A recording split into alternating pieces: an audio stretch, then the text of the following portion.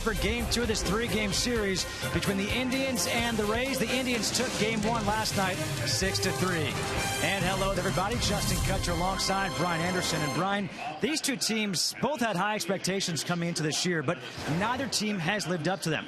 The Indians, they've won 4 in a row. The Rays, they've lost 4 in a row.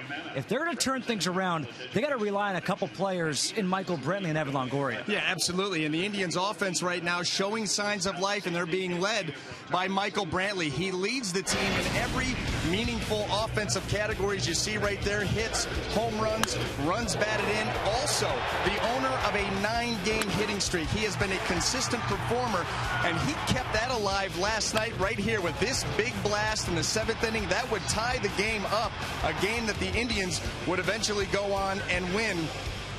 Conversely, the Rays trying to turn around, and they will look to their third baseman, Evan Longoria, to lead the way. A very good situational hitter, and he has been very clutch with a .364 average with runners in scoring position. What he needs is opportunities, and the Rays will be looking to provide them to him tonight.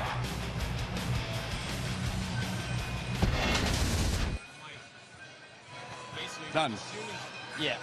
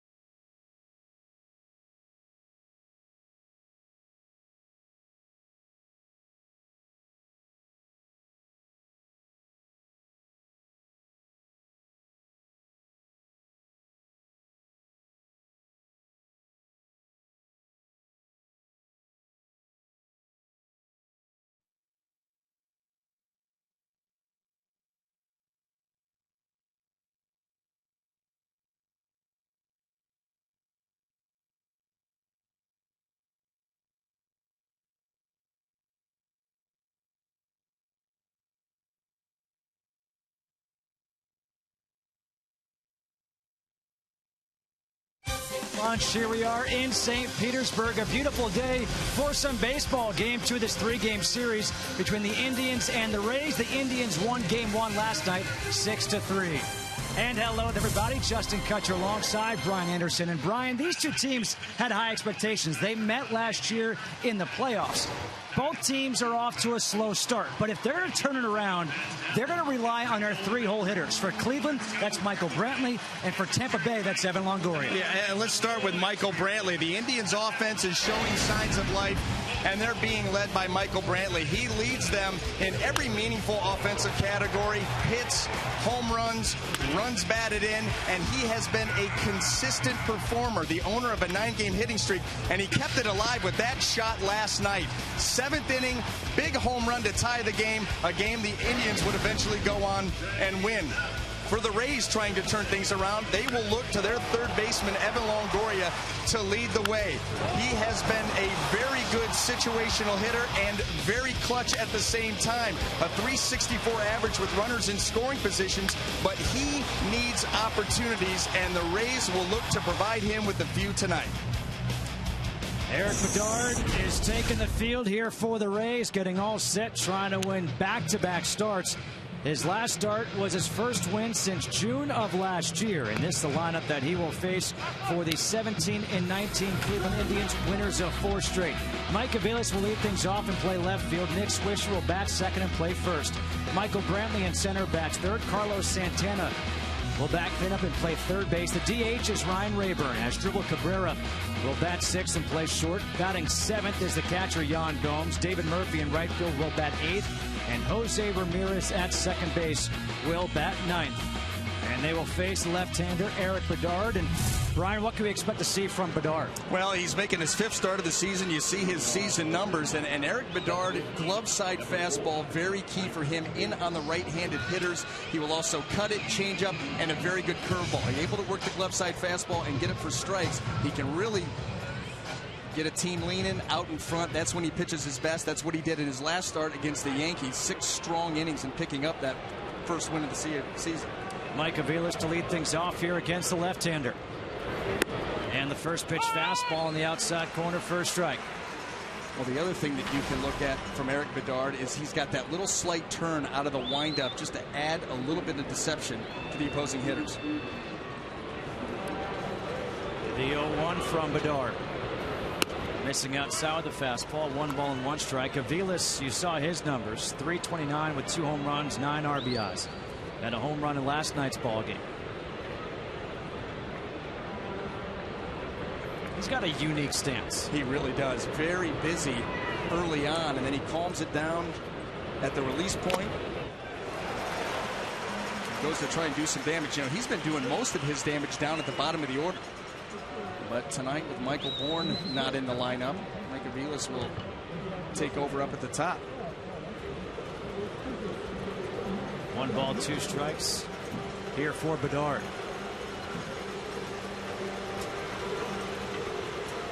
The 1-2. Fouled back. We'll do it again. Well, you got to figure, too, with Mike Aviles, all that early movement. It's probably tough to keep that swing in sync over the course of a long season. Everybody's got their little timing mechanisms. And Mike Aviles certainly gets it started early, tries to quiet it down late so that he can get that bat into the zone, maximize contact. It almost gets busier, like quicker, then it slows down. Breaking ball in the dirt. 2 balls and 2 strikes.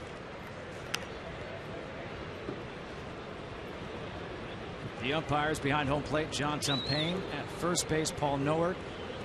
At second base, James Hoy, and Mark Wegner is at third.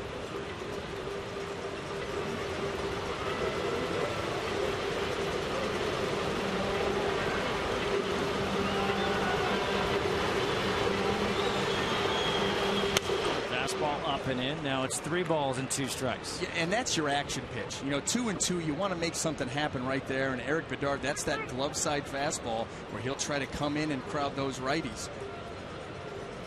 And if you follow his 4 starts with the Rays, when that pitch has been good, he's been very good. The payoff pitch from Bedard. Fastball, chase and miss by Aviles. The first down is a strikeout.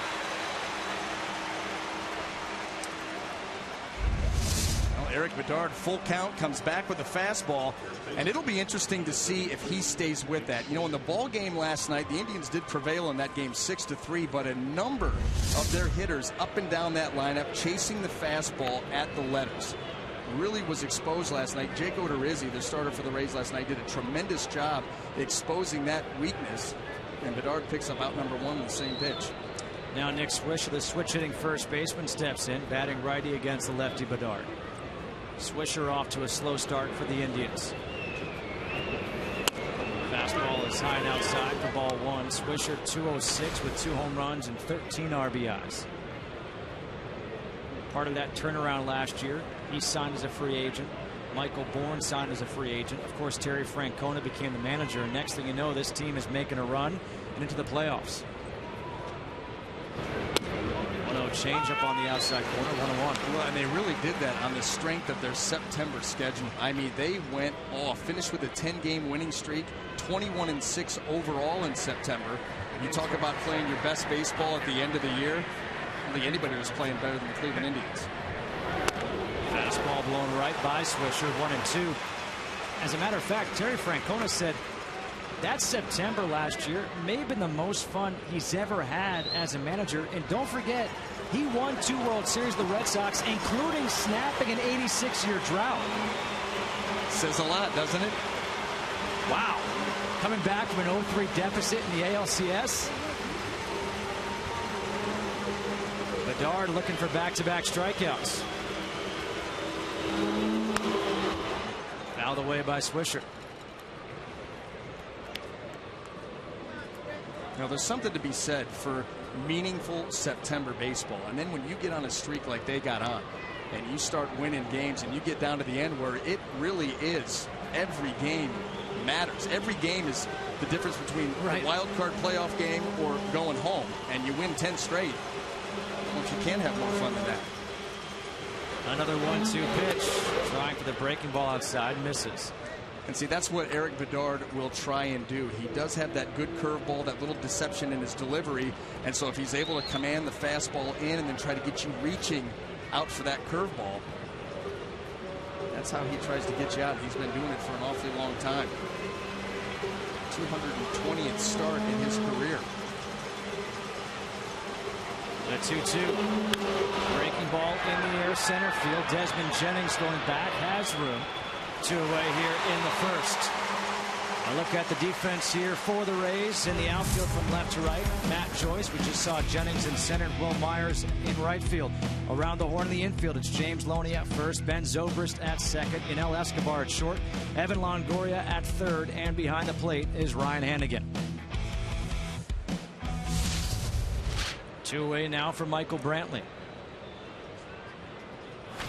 Brantley's numbers: 286, 7 home runs, 30 RBIs. Home run last night. He has certainly been a bright spot in this lineup for Cleveland.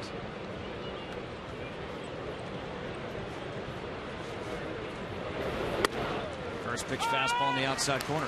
Well, it's been a slow start offensively for Cleveland. There's no doubt about that. You know, Carlos Santana really struggling in the middle of that order. Nick Swisher not off to the start, you know, that he would like to have, that the Cleveland Indians would like him to have. But this has been the one consistent performer right here. Michael Brantley, the 7 home runs, 30 runs batted in. He's got a 9-game hitting streak. Fastball blown by him, 0-2. You know, the other thing that you like about him is the fact that you can stick him in that lineup, and you don't have to worry about who's on the mound. He hits left-handers, 295 against lefties, 281 against righties.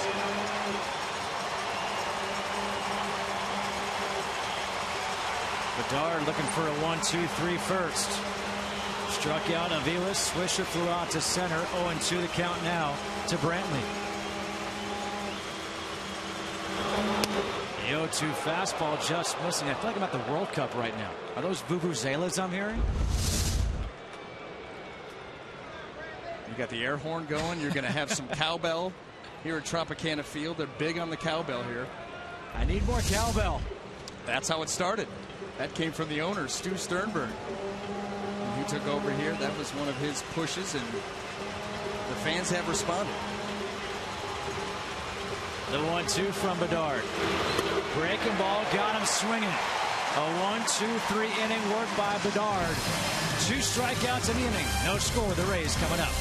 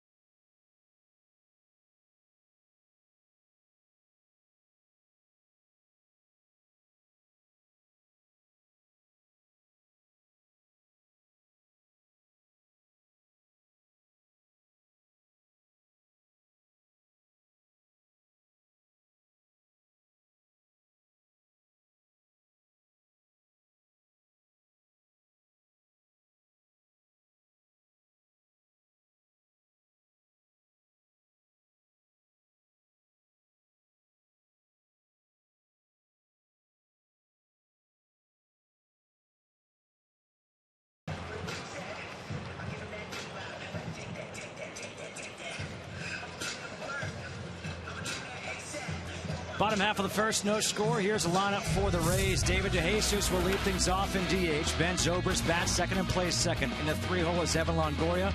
James Loney bats cleanup. Will Myers will bat fifth. Matt Joyce sixth. The bottom third, Desmond Jennings, Yunel Escobar, and Ryan Hannigan. DeJesus to face the right-hander, Zach McAllister. And the first pitch fastball tails outside for ball one. You see the season numbers there on Zach, making his 8th start of the season. ERA very good, 3.18, coming off a very strong outing. It's the Minnesota Twins, 6 2/3, no earned runs, 8 strikeouts in that outing. 1-0 fastball is outside. 2 balls and no strikes to DeJesus on the season, batting .265 with 3 home runs and 11 RBIs. But he's been swinging a hot bat here for the Rays. He came into play on April the 22nd. He was hitting .119, no home runs, no runs batted in. Let's see where those numbers have gone. You see right there, .415, extra base hits, the home runs, seeing the ball much better. You know, and he's a veteran hitter that really fits the Rays approach. They want to work counts, see a lot of pitches. Fits right in. Fastball's outside. 3 balls and 1 strike to DeJesus, leading off for the Rays.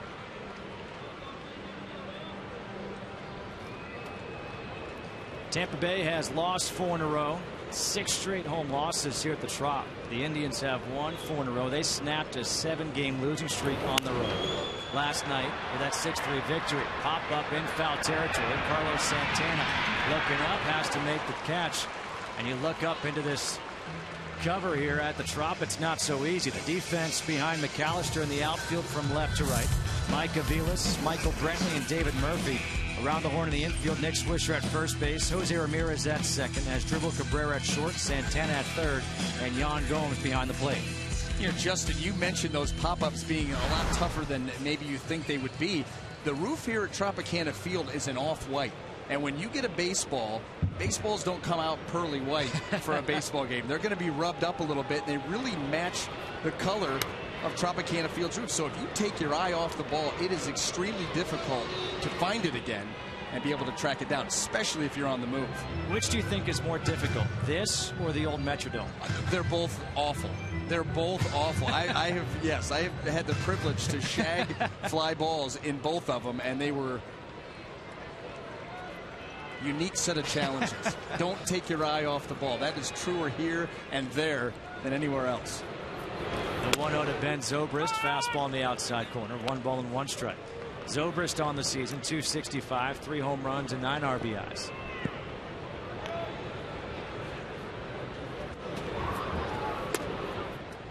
Outside with a changeup, 2 balls and a strike.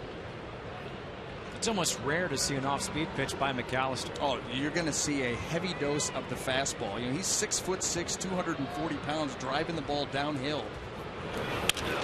Ground ball to second base. Ramirez able to handle it. 2 away. How about the 4 keys to the game? Let's take a look at them right here for the Rays, or for the Indians. Let's go with them. Keep it rolling. You know, we talked about this 4-game winning streak. They're hitting the ball very well, scoring almost 6 runs a game. The starters, their ERA 2.77. The bullpen ERA is .90, 1 earned run in 10 innings. So they just want to keep it going. And for the Rays, you want to get a quality, lengthy start from Eric Bedard, and not just because of the bullpen, but because the Rays need to turn this thing around. Longoria going the other way. There's David Murphy going back on it to make the catch, and that'll do it. A 1-2-3 work by McAllister. No score at the end of 1.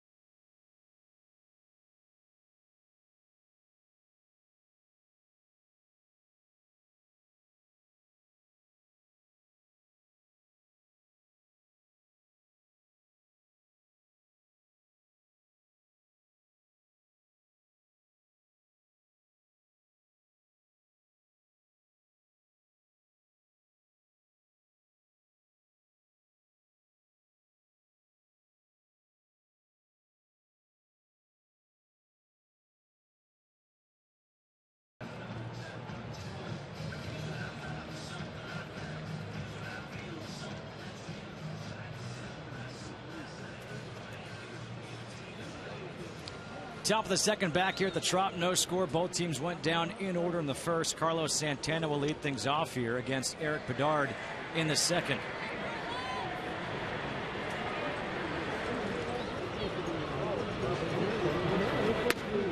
First pitch misses high and outside for ball 1.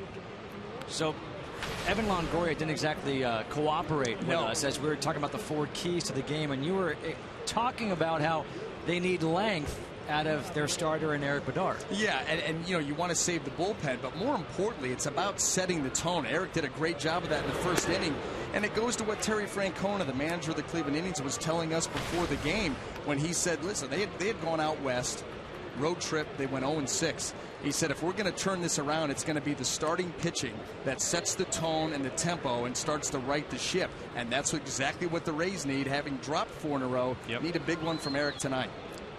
He's behind in the count, 2 balls and no strikes to Carlos Santana. A cleanup hitter who's hitting 139 on the season so far. Goes after him with a fastball. And Santana skies it to left field. Matt Joyce does not take his eye off it to make the catch.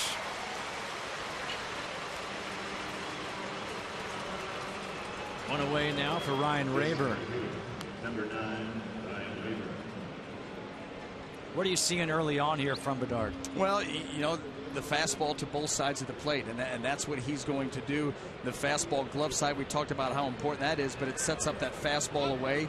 We saw him get Mike Aviles to chase the fastball up. We've seen a couple of good curveballs to put away Michael Brantley.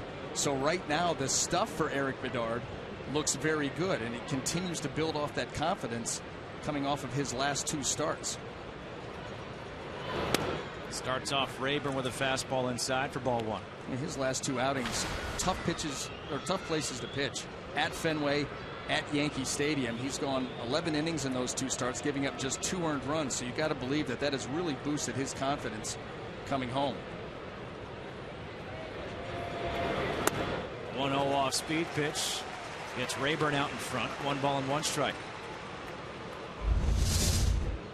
Good curveball here by Eric Bedard, and that's something else. Obviously, him being a lefty, Jake Odorizzi a righty. Odorizzi was very effective last night with a slow curve to go along with the fastball that he would rise up in the zone, and Eric Bedard trying out the same thing from the other side.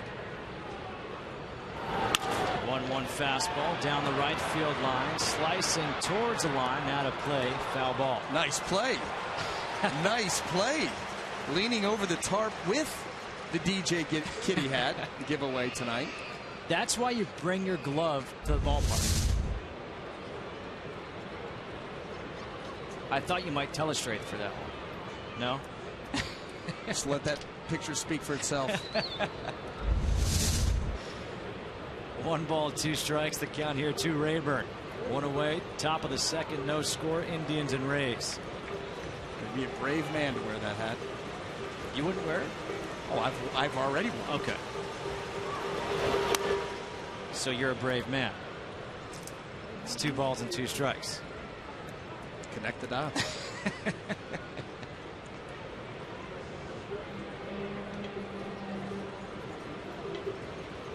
I guess if you make a play like that, you can do whatever you want. Heck yeah.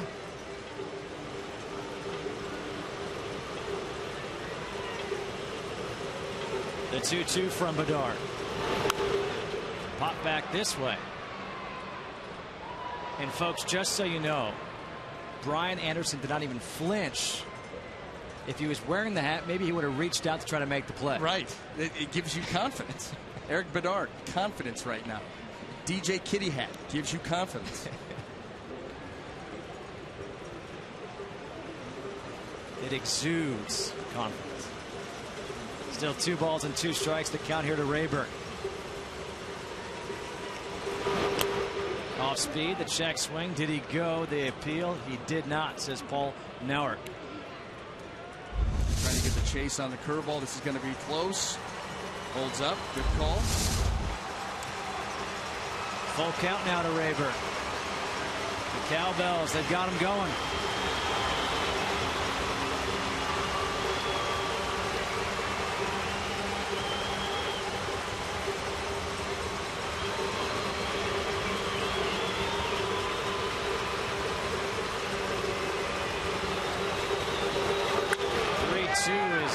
To left center field. Joyce trying to go over to cut it off.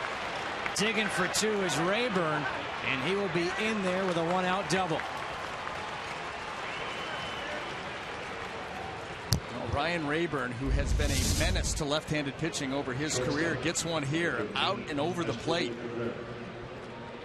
We're looking at him get into this pitch right here.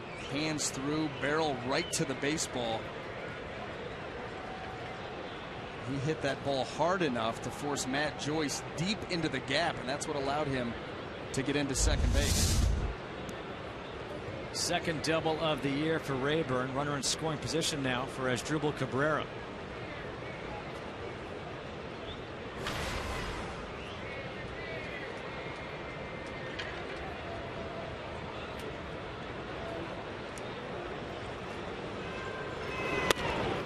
First pitch fastball in there for a strike. Well, this is a guy right here for the Cleveland Indians. Another hitter that was off to a slow start. I say was because he has heated up his last 3 games. 9 out of 13. Actually, if you want to go back just his last 11 at bats, he's 9 out of 11. That's almost Troy Tulowitzki-esque at home. Troy Tulowitzki, those numbers, those are video game numbers. Maybe better than video game numbers. 31 out of 51 at home. He's hitting .608. I thought that was a misprint. I'm like, there's no way. We're into May now. Right. That anybody's hitting over 600 at home, and he certainly is. In fact, Elias, they're going back through all the records, looking around, can't find anybody that's even close. The only time you hear of a player with an average like that is almost like in high school baseball. Yes. Yes. And he goes in the first round. No balls, 2 strikes to Cabrera. Fastball's high and outside, 1-2. So you mentioned that little movement in the motion for Bedard when he goes from the windup. How difficult is it for a pitcher to do one thing from the windup, almost like a timing mechanism, and now not to do it from the stretch? Well, I would think that it would be very difficult just because you're doing 2 different things, but Eric Bedard been doing this for an awful long time, and he's got it down with that slide step. 1-2's in the dirt, 2 balls and 2 strikes.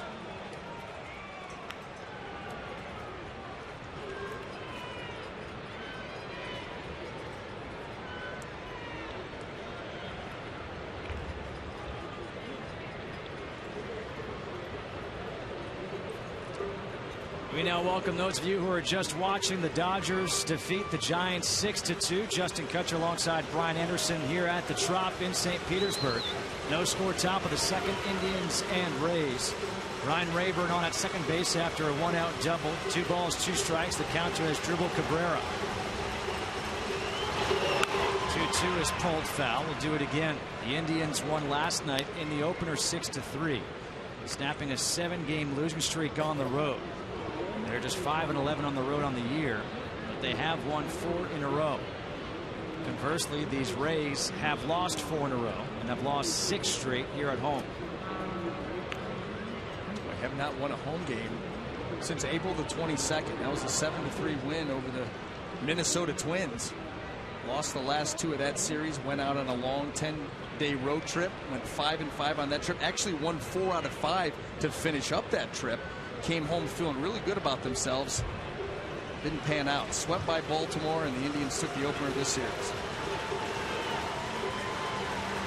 Another 2-2 by Bedard. Gets Cabrera swinging, and that's strikeout number 3.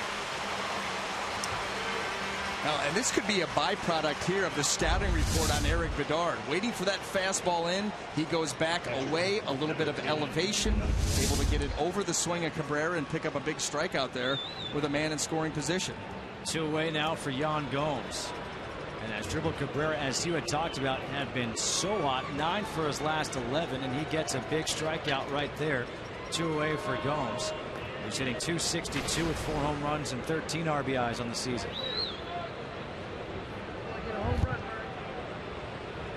He had the big hit in last night's game that gave the Indians a lead that they would not relinquish.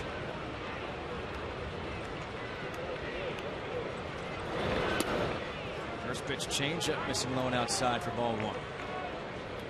You had mentioned that last strikeout, the fastball high and outside.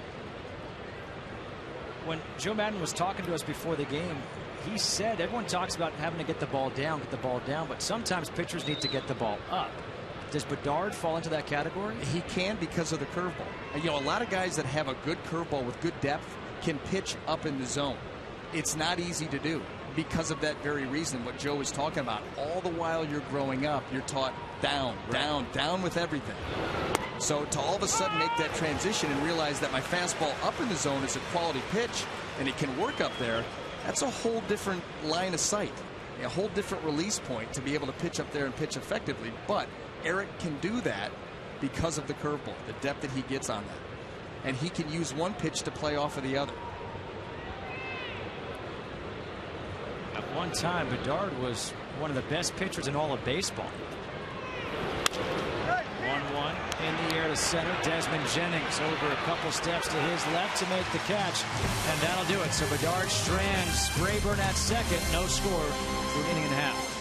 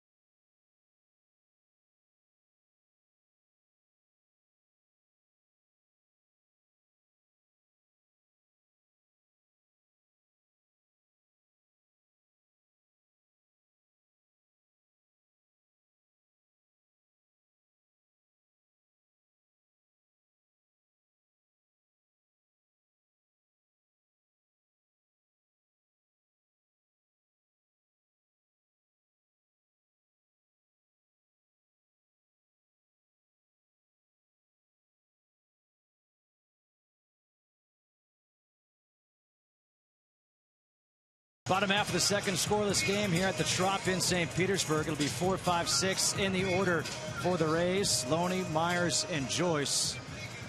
The ace of the Rays, David Price, he will join us next half inning from the dugout. I'm going to try to have some fun with him. Why not? He's a fun guy. Went to Vanderbilt. Wonder if he likes country music. Nashville. Just saying. James Loney takes the first pitch. Fastball low and outside for ball 1. Loney on the season. 312, a home run, 19 RBIs.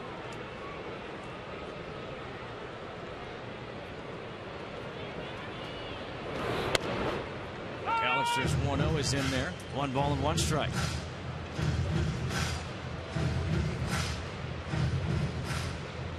McAllister, 26 years old,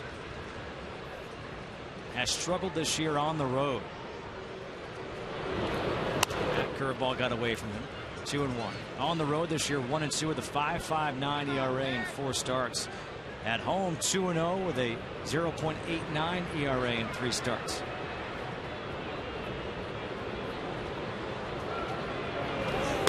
Two-1 is outside. Now 3 balls and a strike.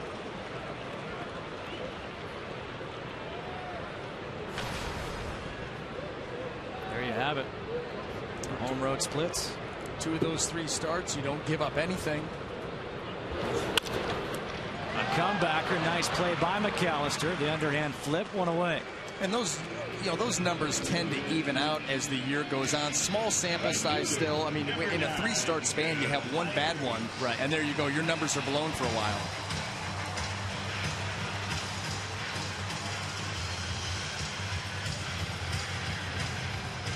A nice ovation for Will Myers. Well, what you see is what you get with Will Myers. Strong kid. No batting gloves. You see he's got the old school look right there. Just enjoys playing baseball and loves to swing it. First pitch swinging. Swings and misses. 0-1. Myers, 248. 4 home runs, 18 RBIs. And that's the thing. You look up and down this lineup, and a bunch of the hitters for the Rays haven't gotten going yet. Hard hit to short. Nice play by Cabrera. 2 away. Yeah, and that's why Joe Madden is just, his idea. Same with Terry Francona. It's funny, you talk to these managers. Nice play here by Cabrera, actually fielding that ball behind him. That was a rocket shot. But they say it in different ways, but they echo the same thoughts. And that is, hey, listen, it's early. These are my guys, and this is who we're going to go with because we know that they're better than what they've shown.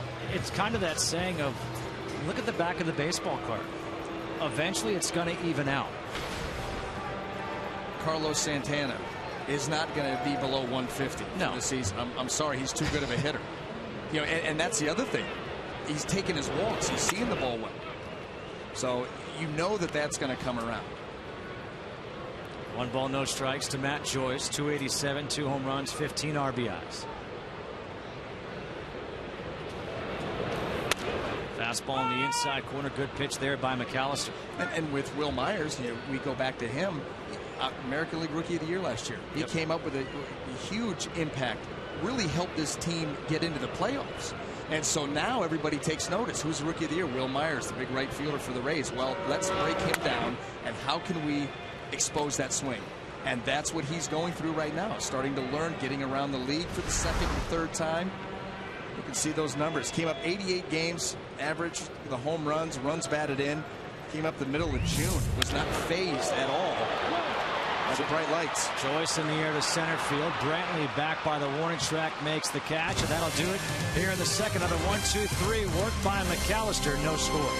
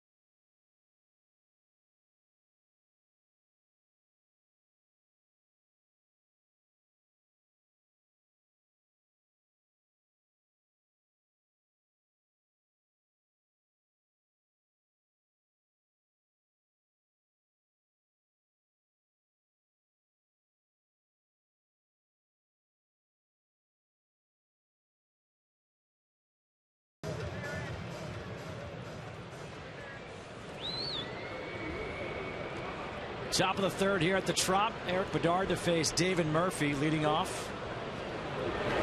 And the first pitch is lofted towards shallow left field. Going back is Escobar. Makes the catch in fair territory for the first out. So we better get right to this. We've got David Price joining us from the dugout. And before you know it, we may have a 3-pitch inning. So, David, hey, thanks so much for joining us. From what you've seen early on watching Eric Bedard, what's he been doing well?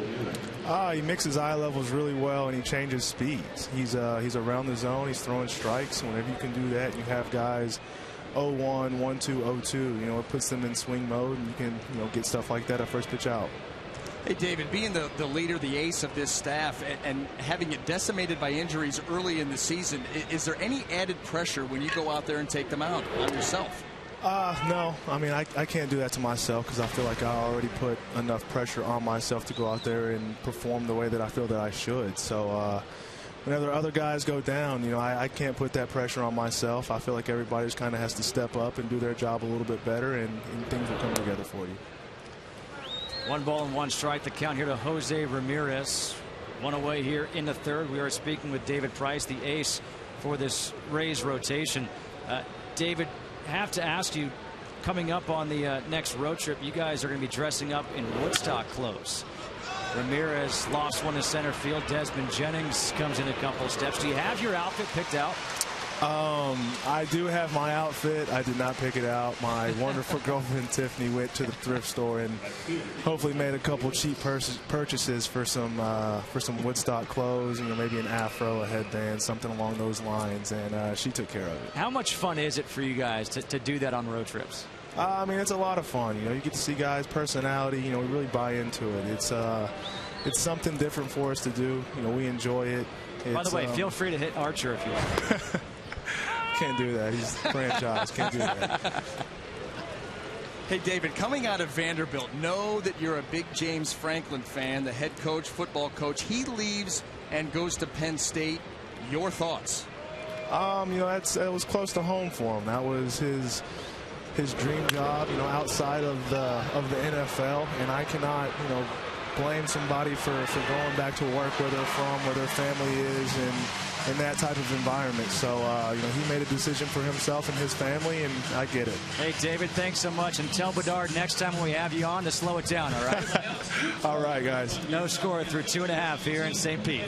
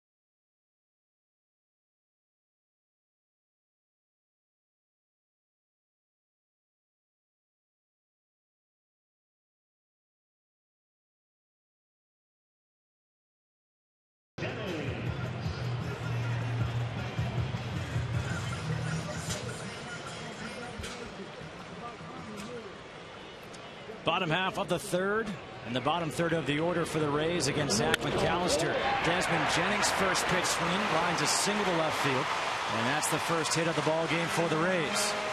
And I think that you're going to see more and more. In fact, we've already seen it early on. That was the first time for success with the Rays. But because of the use of the fastball by McAllister, this team will be ready to hit. And if he leaves one out over the plate like he did right there, they will be all over it. And now you get Desmond Jennings out there, a stolen base threat, good speed. He's the type of guy, even when he's not running, pitcher's got to think about him. He's got to account for him, and you hope, if you're on the Tampa Bay side of things, that starts to divide his mind a little bit. He leaves some pitches out over the plate for the hitters behind him. Canelo Escobar takes the first pitch fastball, first strike. Escobar on the season, 244, 2 home runs, and 5 RBIs. Nice to see that he's back in the lineup. He left last night's game. Hard ground ball right off of his throwing hand thumb. Came out with a contusion. Cleared to play today. 0-1 breaking ball to right field. David Murphy is right there. One away with a runner on at first base. Make Sunday extra special by going out to the ballpark. Go to MLB.com/Sunday to find special ticket offers. And tomorrow, in the finale of this 3-game series, will be Josh Tomlin against Chris Archer at the Trop.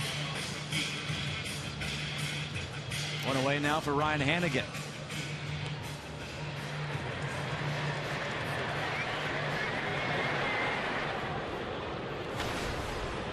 Hanigan, 272, 3 home runs, 18 RBIs. Do you think anybody ever calls him Miss Hanigan from Annie? Not to his face. I would think, like, just as soon as I see the name Hanigan, I think of that movie. Now, granted, I did get to watch it with my 7-year-old niece, but you know. Probably 4 times. I think we did.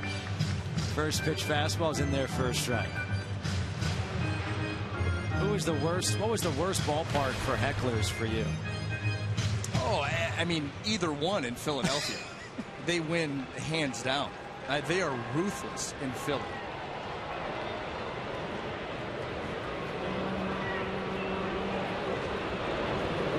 Breaking ball almost hits him. You could see him kind of saying, I should let the arm out. Yeah, knee jerk here to get out of the way. That's a breaking ball right there. Watch this reaction. Yeah. That was a base. I think of that on-base percentage at all times, but this guy wants to swing the bat, and he's been doing a much better job of that this year. Last year, a down year for him offensively, but this is a guy, you know, between 2006 and 2012, because he came over here, the much ballyhooed defensive catcher, and you know, Tampa Bay said, look, you go back 2006 to 2012, this guy's a 275 hitter. So he's done it in the past and off to a pretty good start this season.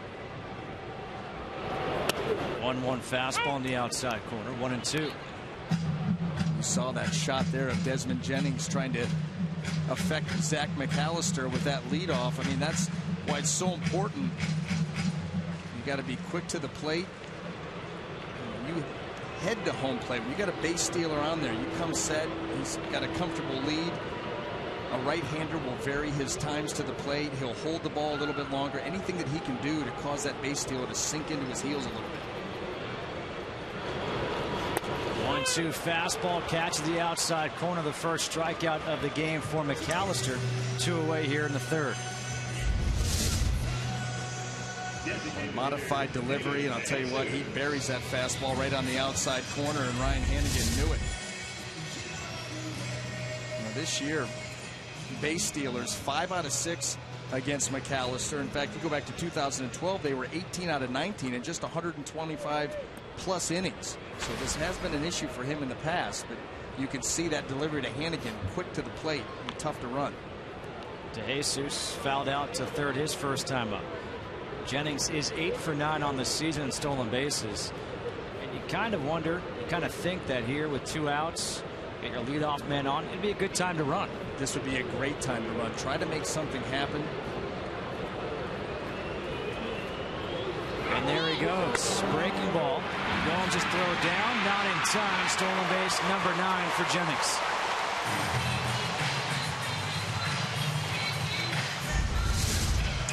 Well, there you go. He is off to the races. Gomes out, gets rid of it early. But you see right there, just that little bit, that ball on the shortstop side of second base, and that causes Asdrubal Cabrera to have to bring it a long way. That allows Jennings to sneak that left arm in. So now a runner in scoring position with 2 outs for DeJesus. And he's ahead in the count, 1-0. Fouled away. Good fastball by McAllister. 1 ball and 1 strike. Well, the Rays during their 4-game slide have only scored 10 runs. And so sometimes you've got to try to create and manufacture something. You've got that kind of speed out there. 2 outs. Justin, you're absolutely right. The time to run, they do it, and now they have an opportunity. And you've got your hottest hitter right now at the plate. Yeah.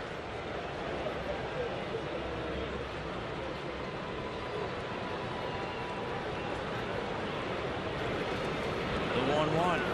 Breaking ball pulled through the hole on the right side. They're going to wave Jennings around. Murphy trips. He can't get a throw off. So the Rays take the 1-0 lead.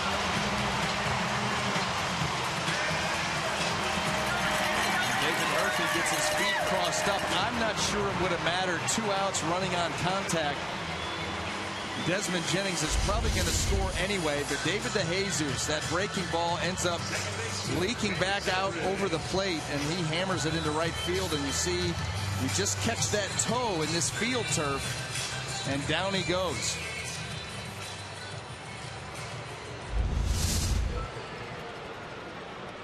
An RBI single for DeJesus. 1-0 Rays lead, and Ben Zobrist at the plate. Zobrist in the air to center field. Brantley going over to his right, makes the catch, and that'll do it. The Rays strike first with a run here in the 3rd. They lead 1-0.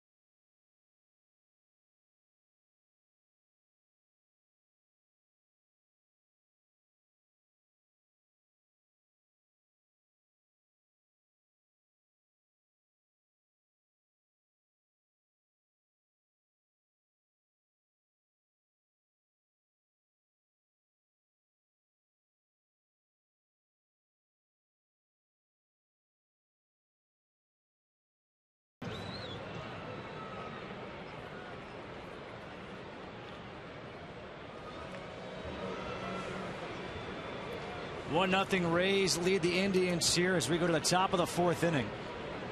Nick Swisher to face Bedard.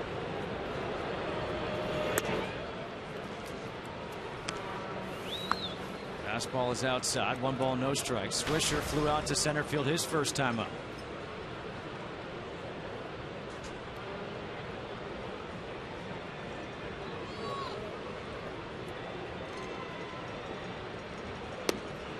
Fastball's down low, 2-0.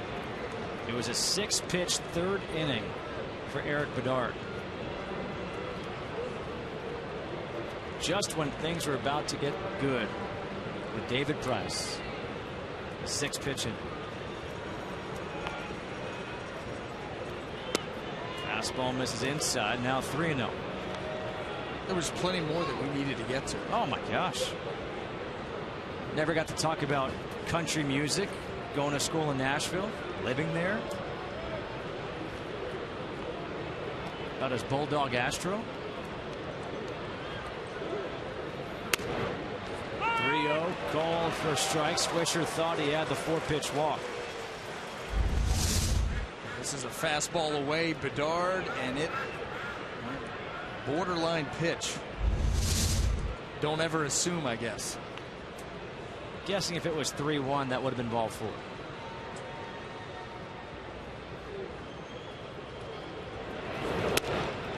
That pitch is in for a strike. Now it's 3-2. You let Bedard right back into the count, and then he makes a really good pitch right there, right on the corner. Get a shot of it right there, or just off. Close enough. Well, I'll tell you what, it was better than the 3-0 pitch. Yeah. Timeout asked for by Swisher.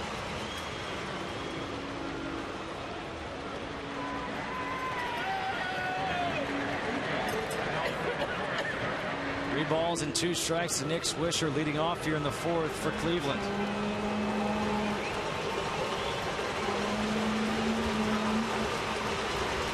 The payoff pitch. Changeup misses high and outside for ball 4. So after all that, Swisher does get the walk. Time now for a game break. Let's check in with Kevin Burkhardt. Center fielder, Michael Brantley.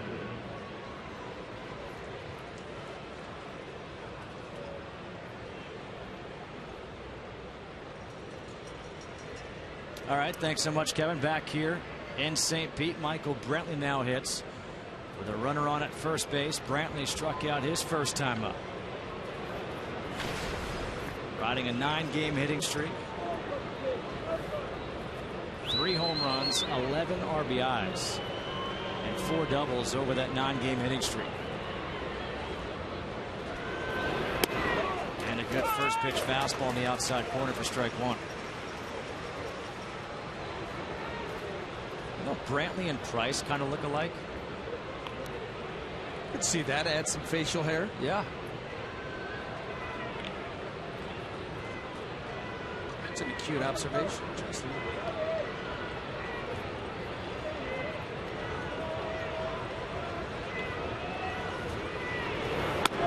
Fastball away.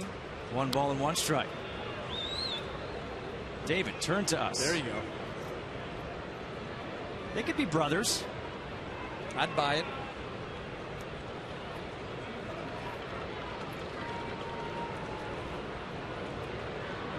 One ball, 1 strike here to Brantley.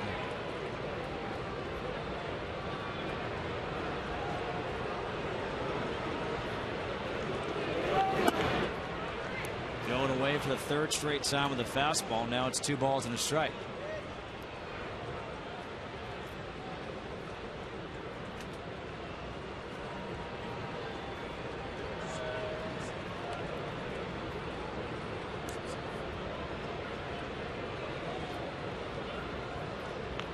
Swisher takes his lead off from first. Not a threat to steal.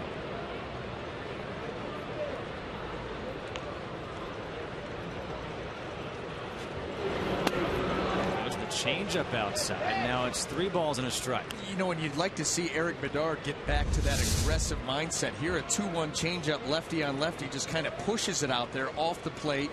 You've just got done walking Nick Swisher. Bad count to a very good hitter here in Michael Brantley.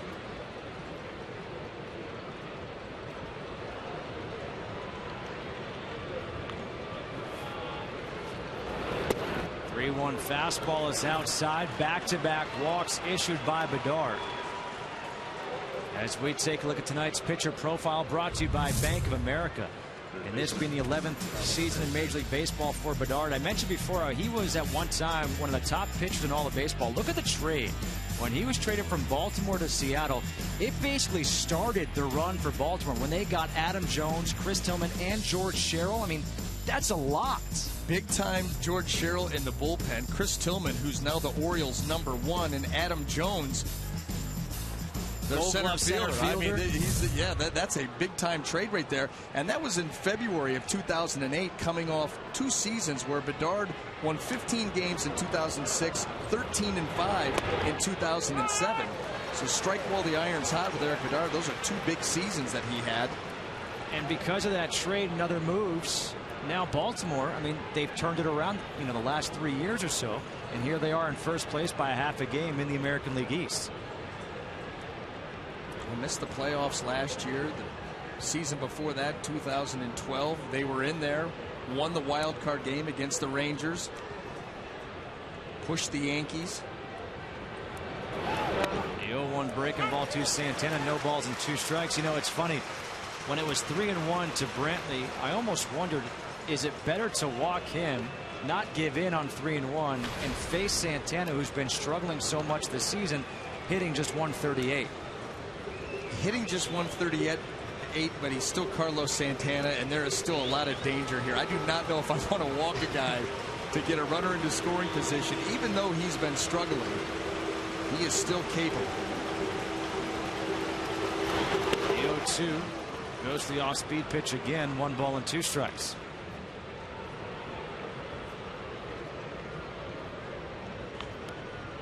I always love those trades, though, going back to it, because you hear about these prospects. Who are these guys, right?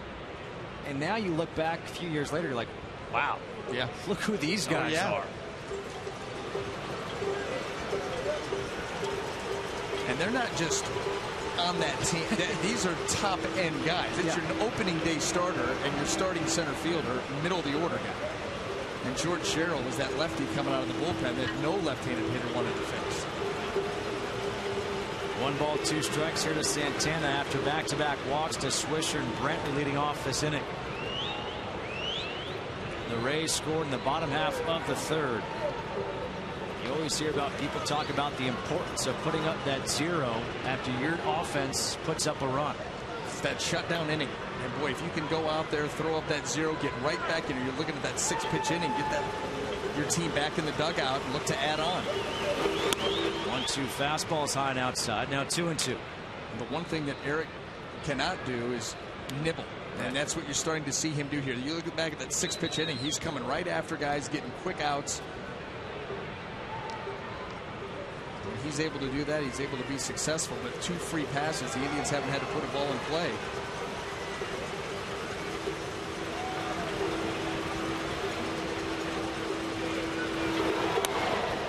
High and outside, 3-2, 11 balls this inning already for Eric Bedard. And after being up 0-2, now Santana has pushed him to a full count. That last fastball there by Eric Bedard was just overthrown. He really tried to jump on that pitch. The body a little bit too quick towards home plate. The arm never caught up. 4th full count of this game already for Bedard. The 3-2 breaking ball, pop foul out of play. We'll do it again. It's a gutsy pitch. That's a gutsy pitch after 2 walks and a full count. And it looked like Eric just tried to roll that thing in there. And Carlos Santana came out of his shoes.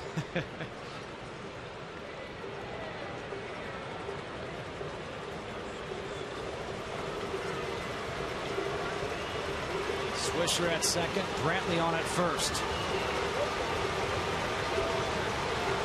Another 3-2. Fastball on the inside corner, called strike 3. A big pitch by Bedard.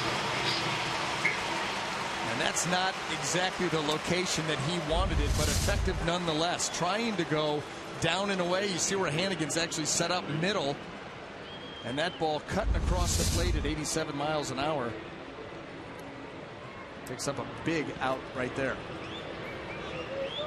So 1 away now for Ryan Rayburn, who doubled his first time up.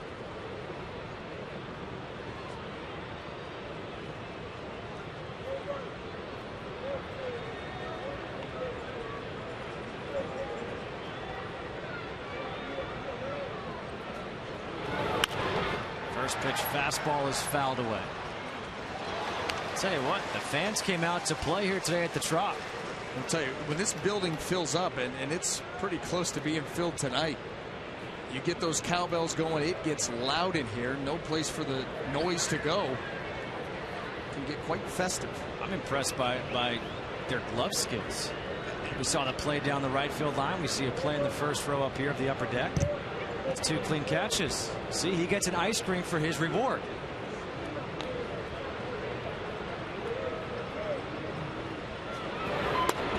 Fastball is up and in. 1 ball and 1 strike. Wasn't that the way that it goes? Yeah. I mean, win or lose, you're running right to that ice cream stand when you're done. It's like those Little League days.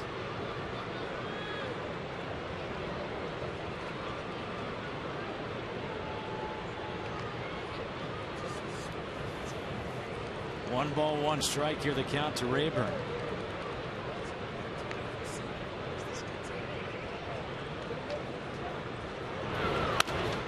Off-speed pitch is pulled foul. 1-2. In comes Evan Longoria from third base to talk with Bedard. And while they're doing that, Justin, I've got to ask you a question. What's going on right here? It's a good head of hair. Well, maybe that's why he doesn't want to put the hat on. Mom has a hat. Dad has a hat. And Mom should have a hat for Mother's Day tomorrow. Absolutely. Right. So really what you're saying is, why does Dad have a hat and the son does not? I'm thinking that maybe it's what you're hitting on. The hair? Loves the hair. I'm also wondering why the kid got robbed, is eating popcorn while the dad's eating ice cream out of a helmet. Everything's backwards. I mean, it's a very mature young man.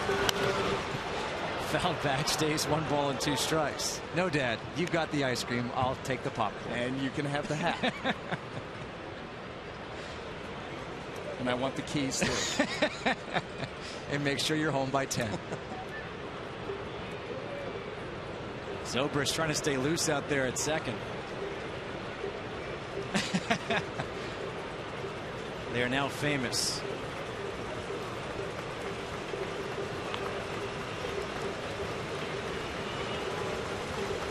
Bedard steps off. Still 1 ball and 2 strikes. The count to Rayburn. You gotta love the MLB at-bat application so you can watch yourself on TV at the ballpark. Popped up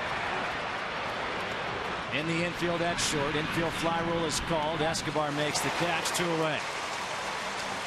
MLB.TV Premium, the #1 live streaming sports service, is celebrating 12 years. Join the millions of subscribers. Watch every out-of-market game live in true HD on over 400 devices.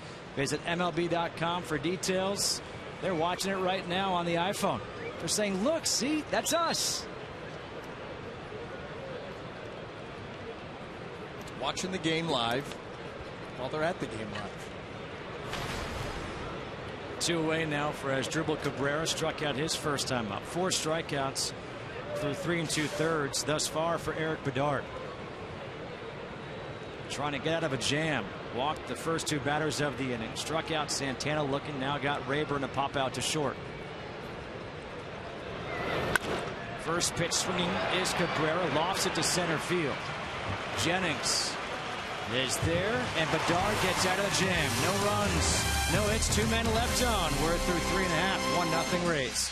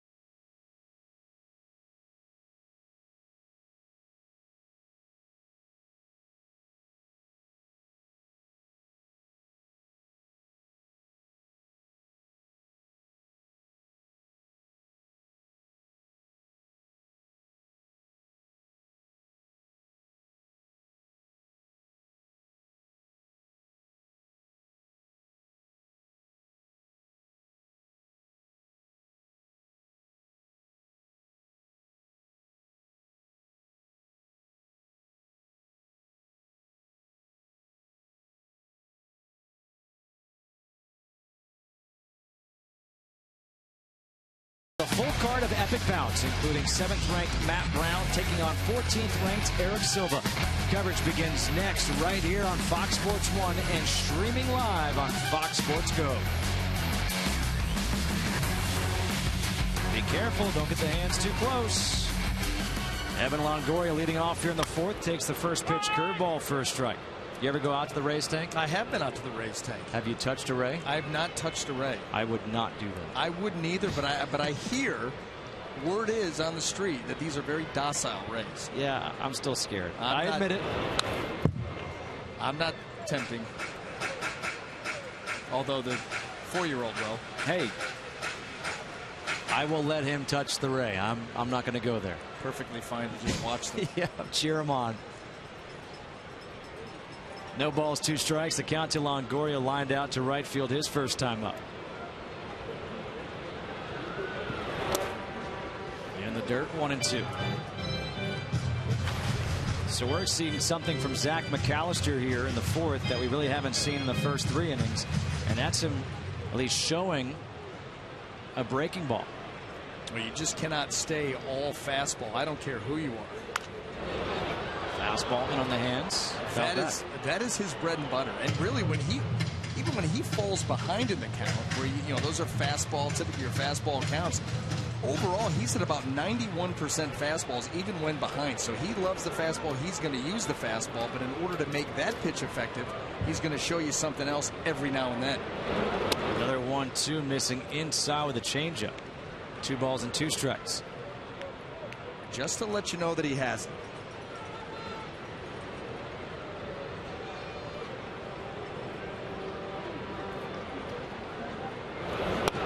Good fastball in the outside corner, paints the black. Strikeout number 2 for McAllister, both looking. Well, and when you talk to people around the Cleveland Indians, they say the one thing that Zach McAllister is doing a better job this year of is keeping the fastball down in the zone. He can be effective up every now and then, but driving that pitch down, that pitch at the knees on the outside corner, has been really effective for him in the early going. 1 away now for James Loney. Had the comebacker his first time up. And the first pitch changeup is in there for a strike. There's no doubt about it that McAllister is changing his approach this second time through the order against the Rays after giving up the run in the 3rd inning. That's the challenge of a starting pitcher. You know, to have to navigate a major league lineup 3 or 4 times, you've got to change sequences. You cannot be the same guy, same pitches. Hitters are too smart. They understand how you started them last time, how you finished them off, if you did get them out. And so you've always got to be changing those sequences. Fastball fouled straight back, 1-2. Wasn't it a breaking ball that he gave up the base hit to Jesus? Yes, absolutely. That was a slider trying to backdoor it, and it just swept right to the middle of the plate.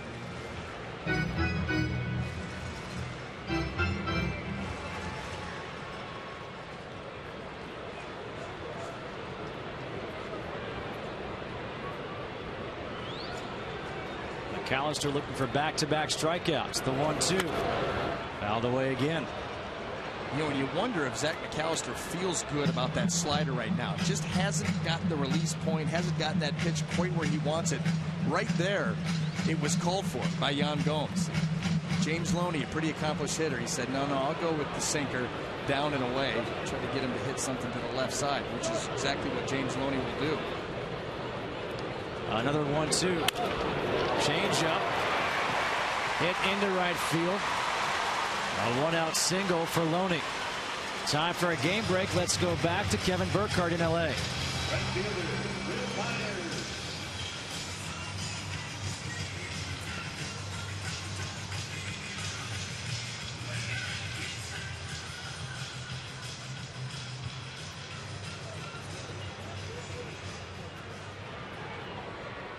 So CeCe going back to Milwaukee, where he had that great run back in 2008.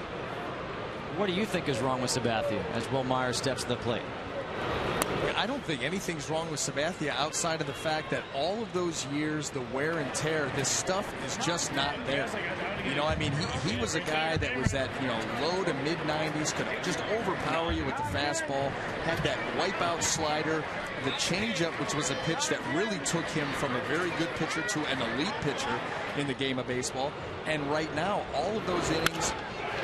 Myers gets into one to left field. Aviles can't make the play. One hop off the wall. Loney's going to be held up at third.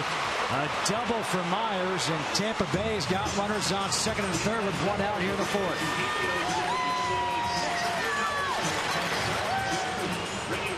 Well, that's how quickly this game can turn. A base hit by James Loney with 2 strikes, and then Will Myers. Well, you leave it out over the plate to him. You see the extension, and this ball just jumps off of his bat. You remember the Indians retired him on a ground ball to shortstop. More like a one-top rocket shot to Asdrubal Cabrera. Well, no one's getting this one. What's amazing is that oftentimes in that slow-mo camera, that replay, you see some give by the bat or by the hands. There was none of that with him. Not when you catch the sweet spot. And that, you know, when you hear a guy, they talk about hitting a home run, they said, I didn't feel anything. I don't feel anything. You know, the bat goes through the zone, you catch it, it's gone, and it feels like you're just swinging through air. That's Matt Joyce gets into one to right center field. Brantley goes over to make the catch. Tagging up is Loney. Myers tags up to third. Sacrifice fly for Joyce. 2-0 Tampa Bay.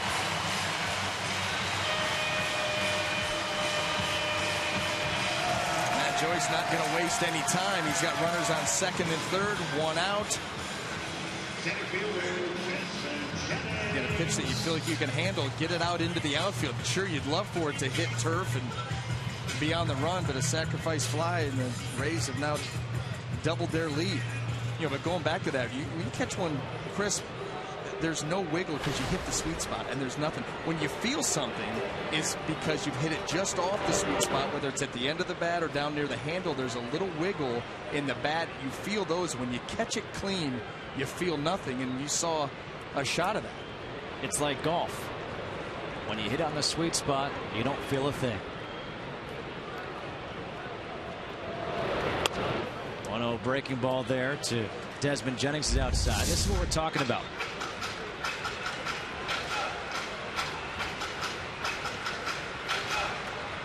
I mean, no recoil at all. That's flush. That is flush. If he has a little bit more air underneath that thing, wow, way gone. Fastball just missing outside. Now 3 balls and no strikes to Jennings, who singled and stole a base his first time up. Came around to score on the RBI single by DeJesus. Will Myers, strong, tremendous bat speed. Scouts will tell you, teammates will tell you, the ball sounds different coming off of his bat. Fastball is up and in. A 2-out walk issued to Jennings. Runners on the corners now for Yunel Escobar. And that is the first walk of the game issued by Zach McAllister. You see 50 pitches right now, 2 outs into the 4th inning. The pitch count right there still under control because of the work that he did early. But at the same time, you get up to that 18-20 mark, you're pitching under duress, runners on base. It'll start to take its toll.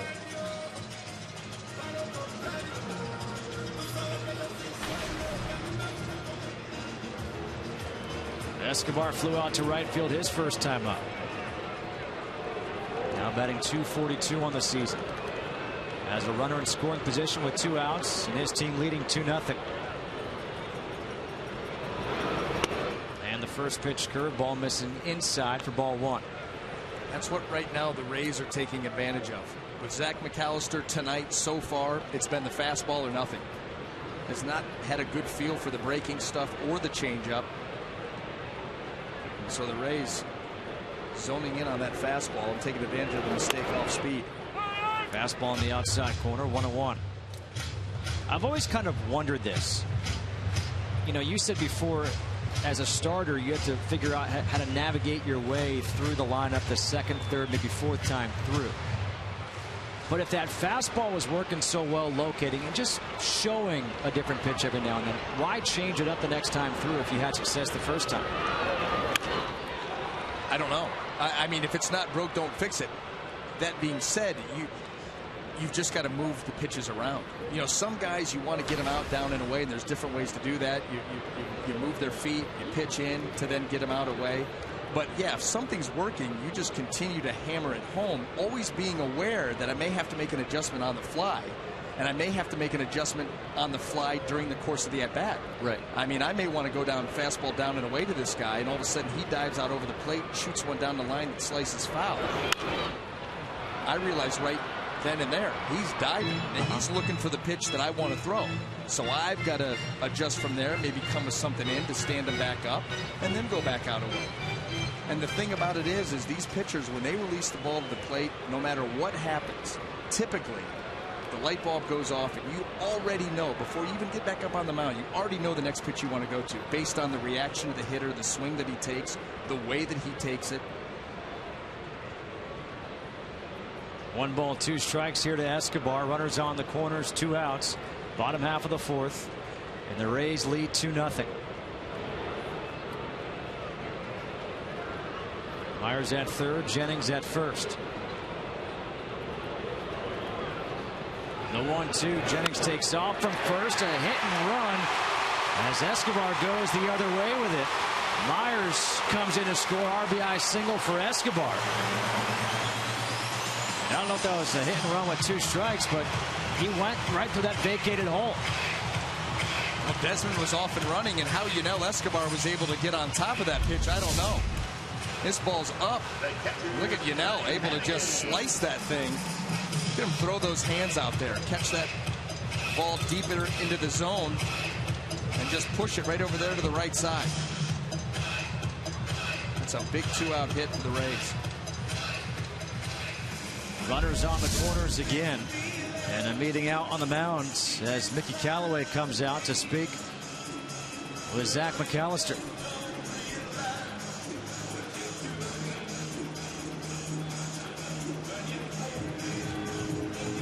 Bottom half of the 4th inning, 3-0 Tampa Bay leading Cleveland.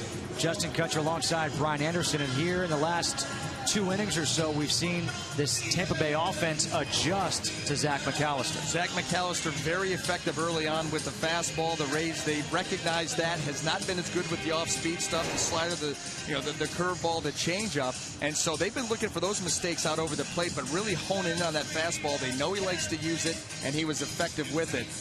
They've gotten to him a little bit here in the bottom of the 4th inning. In the inning, 3 hits after Longoria struck out to lead off the inning. A single by Loney. Myers doubled. Matt Joyce sacrifice fly. A walk to Jennings. Now an RBI single by Escobar. And Ryan Hanigan at the plate. Josh Outman beginning to throw out there in the bullpen for Cleveland. First pitch fastballs in there for a strike to Hanigan, who struck out looking his first time up.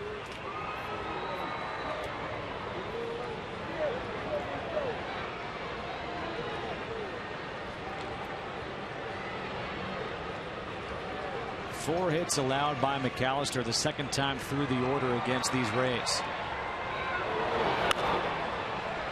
Fouled out of play, 0-2. And that's exactly what we're talking about. That was a slider hung out over the plate. Ryan Hanigan wishes that he had another shot at that pitch.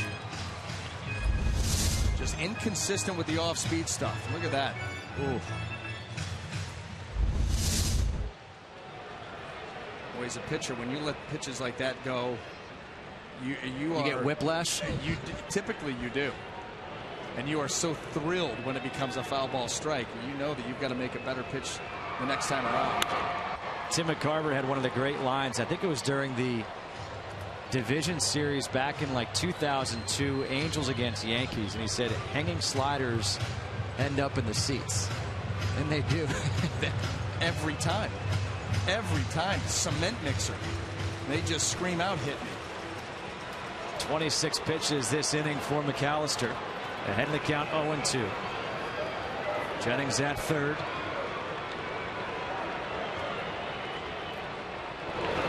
Breaking ball, pulled to third. Santana will go across the diamond for the final out. But 2 runs in the inning for the Rays. They now lead 3-0 over Cleveland.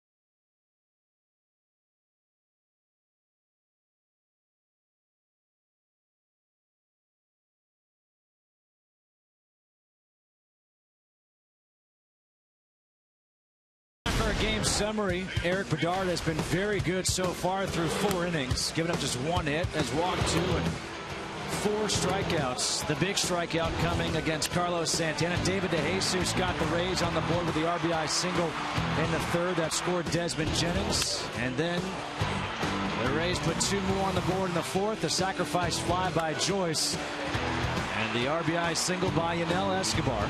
And here we are, top of the 5th inning, 3-0 Tampa Bay. How about talking about that shutdown inning? And it didn't look good there for a minute in the top of the 4th inning. A couple of walks by Eric Bedard. 1st and 2nd, nobody out. He then retires the next 3 hitters, gets the Rays back into the dugout. They reward him with a couple of more runs. That strikeout against Santana, 3-2 pitch, huge. Yan Gomes leads off here in the 5th. And the first pitch fastball in there on the inside corner for a strike. Gomes flew out to center field his first time up.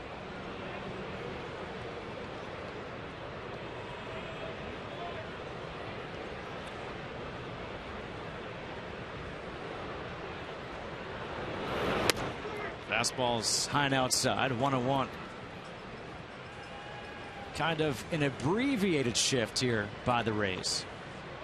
You can see Escobar is more towards the hole at short, and Zobrist is almost like double play depth there at second. Giving Yan Gomes the right side, and the Rays, one of many teams. Rays were one of the original teams in really being active with the shifts, but they had, all that information is out there, and if they're telling you this is where the guy puts the ball on the ground and you've got a big sample size, then that's where you put your defenders. You're seeing it all around baseball, everybody with these shifts, and it's saving runs. Do you like it?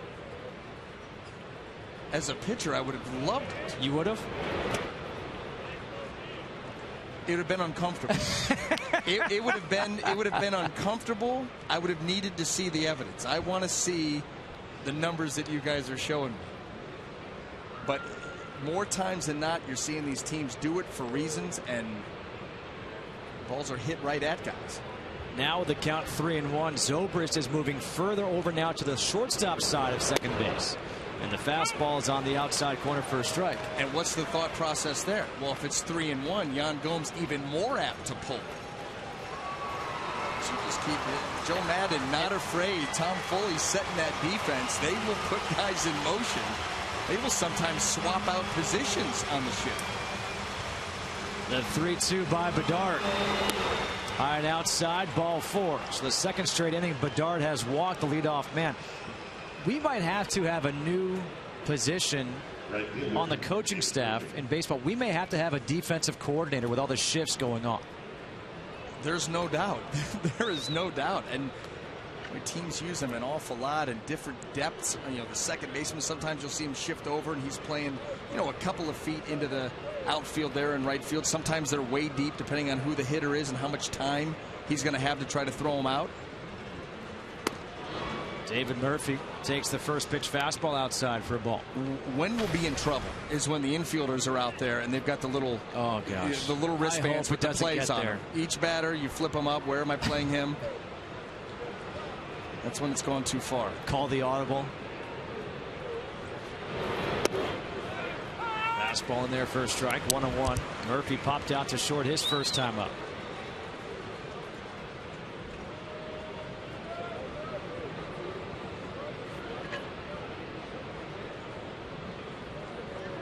Gomes on at first. Top of the 5th, 3-0. Rays leading the Indians. You could see that time from the stretch Bedard did turn. And I wonder if that's because he has the catcher and Gomes on at first base and knew he had time, or just kind of changed things up to Murphy. I'm sure that's exactly what it was. Eric Bedard very good at controlling the running game. I mean, the most stolen bases that he's given up in a season was back in 2004. He gave up 10 stolen bases. Murphy to left field. Matt Joyce.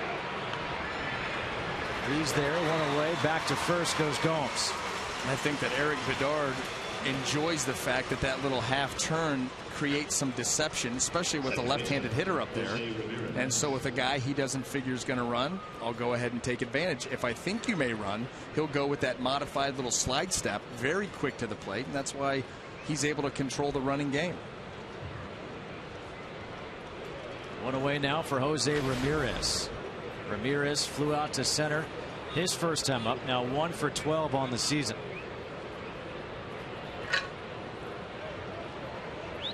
It also doesn't hurt that as a left-handed pitcher, you're standing there staring into the eyes of the base runner. Everything happening right in front of you.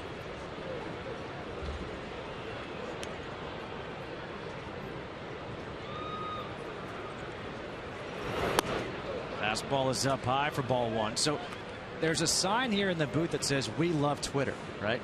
Yes. Well, this is why we love Twitter. Gabe Kapler just tweeted saying the Tigers have a D coordinator now. His name is Matt Martin. How about that? Thanks, Gabe. On the outside corner, 1 ball and 1 strike. Hey, looking for any kind of edge. Looking for any edge that you can get. Someone's got to break down all those numbers. You knew that never was going to happen with Jim Leland as a manager. Now that Brad Ausmus is there, kind of new school versus old school. Yes. More progressive. Fastball's high and outside. Hannigan had to jump for that.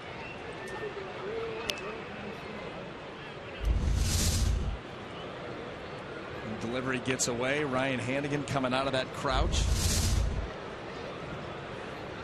One of the better defensive catchers in the game of baseball. Very good blocking pitches in the dirt. There he had to go a little bit high.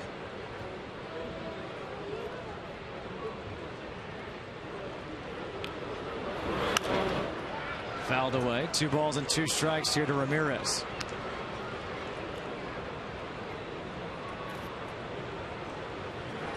I don't know. I might be in the minority, but all the shifts. Not a fan? Not a fan. Not a fan. I think if you kind of pick and choose, but it seems like now on every batter there's some type of a shift.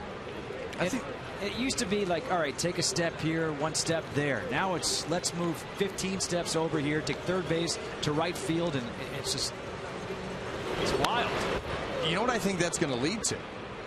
And because listen, for every action there's an equal and opposite reaction. That's been true for all the time. You all of a sudden put these shifts on, and that's fine and dandy. But I think at the lower levels, high school, college, minor leagues, you're going to see hitting taught where guys are going to start using the opposite field in order to combat that and become better hitters all around. We've already seen that. I mean, the teaching of hitting has gotten so much better, using the middle of the field, using hitting the ball the other way. I think you're going to see more of an emphasis on that as the game moves forward in order to combat that shift. You can't just keep hitting into it. You're not going to win. A 2-2 from Bedard, up and in, 3-2. Clint Hurdle actually said, I had a Pirates game a couple weeks ago against the Cardinals, and he said the reason why we have shifts today is because the hitters aren't as good as they used to be. So they'll pull it. They'll hit it into these places all the time. They haven't learned how to use different parts of the field. Well, you had the era where guys were popping out 70-plus home runs and 60 home runs like it was nothing, and everybody was swinging for the fences. 3-2 is pulled. Longoria smothers it, throws to second for the out. Nice play by Evan Longoria.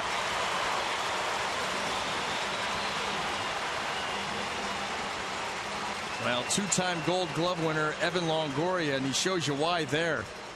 As he goes to his left, knocks the ball down. So very good at his feeds also. Gets to it, smothers it, grabs, throws that quickly, right on the money.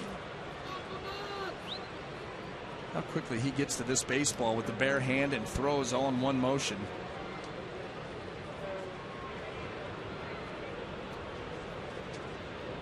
It's funny, Bedard is happy. The fans were happy. He was not happy. He was shaking his head because he didn't make it cleanly. He thought he could have maybe gotten 2. That's why he has gold. Yeah. He holds himself to a very high standard. And I'm going to tell you something. That what's fun about Evan Longoria and any of these good infielders is, you would think if anybody could take a day off and field and ground balls, probably a guy that wins a Gold Glove or maybe a couple of them. Every single day, these guys come out one after the other, always working. Baseball's such a game of repetition and muscle memory. And the good ones that's what they do to stay sharp. I saw him yesterday taking grounders at third base, starting on his knees, and then he'd move back. Right. It was impressive. It was fun to watch. 1 ball, no strikes to Aviles. 0 for 2, strikeout, and a fly out to right field. Ramirez, the runner on at first base. Breaking ball in the outside corner, 1-1. And he's so focused. And what's even more impressive is he doesn't even realize he's got the bubble gum on his chin. It's even better. There it is. Little bubble gone awry. He's just saving it for later. Nothing wrong with that. Hey.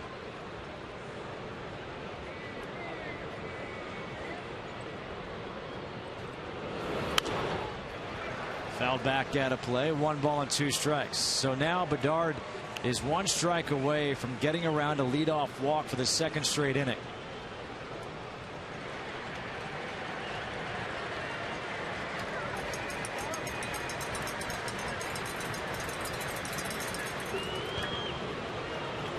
Three-0 Rays leading in the top of the 5th. Trying to snap a 4-game skid. The Indians have won 4 in a row.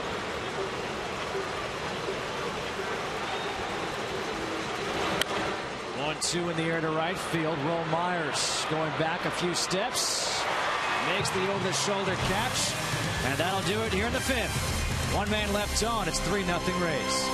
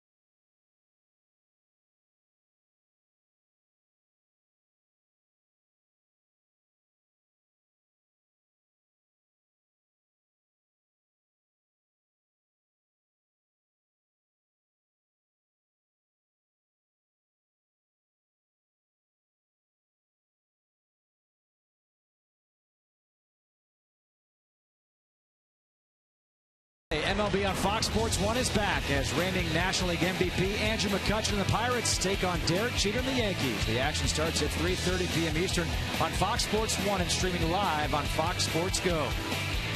Bottom half of the 5th. David DeJesus will lead things off against Zach McAllister. Squares around a bunt, pulls it back, and the ball pops out of Gomes' mitt for ball 1. DeJesus, an RBI single his last time up. 1 for 2, also fouled out to third base his first time up.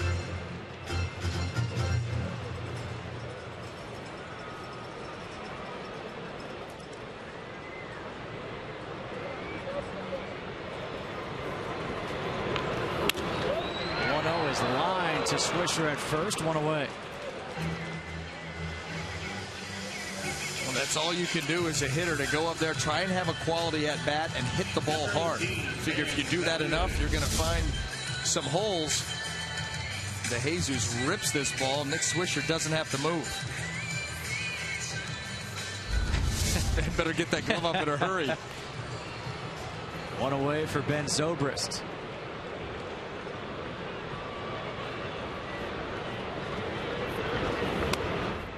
First pitch changeup misses outside for ball one. Zobrist 0 for 2. Ground out to second. A fly out to center.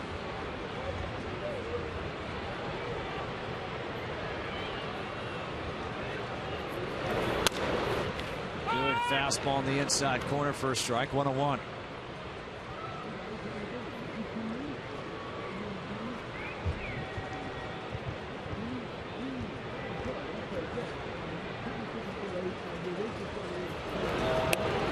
Breaking ball called strike 2. 1 ball and 2 strikes here to Zobrist. Zach McAllister trying to get that breaking ball under control. That was probably the best one of the night right there, dropping it down and in on Ben. Fastball. You could see home plate umpire John Tumpain flinch, almost punching out Zobrist. Well, this is awfully close right there. I mean, that's right at the belt. Got a good look at it. If he was Enrico Palazzo, that would have been strike 3. Early. Best strikeout called ever. Ball was halfway to the plate. He was ringing him up. One of the great scenes of any movie. It's the name of that pitcher that delivers the ball.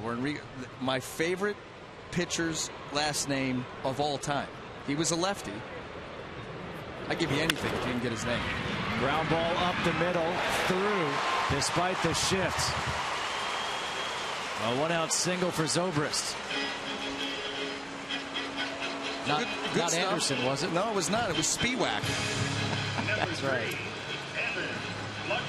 Finesse lefty, good fastball, a breaking ball. Spiewak. That's like anytime Anthony Swarzak comes into a game, I lose it. It's too close. So now, is that a better name than Josh Outman, who was warming up just before for the Indians?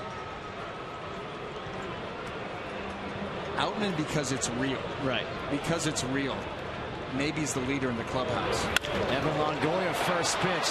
Lines one to right center field. This one hops the wall. Zobrist being waved around third base. Longoria in with an RBI double. 4-0 Tampa Bay.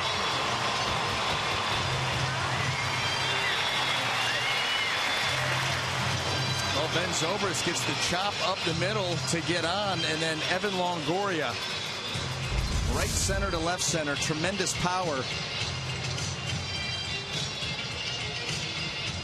He lets that ball get right into the zone and then just hammers it, gets that good carry out to right center field. And that's when you know that Evan Longoria is seeing the ball well, when he's using the right side with authority, like he did right there. Another visit to the mound. Mickey Callaway comes out to speak with McAllister and Gomes. They're trying to stop the bleeding right here. CC Lee is getting up in the bullpen. The MLB Fan Cave is back. Some of baseball's biggest stars are scheduled to visit and appear in Fan Cave videos. Check out all the latest cave happenings at MLBFancave.com.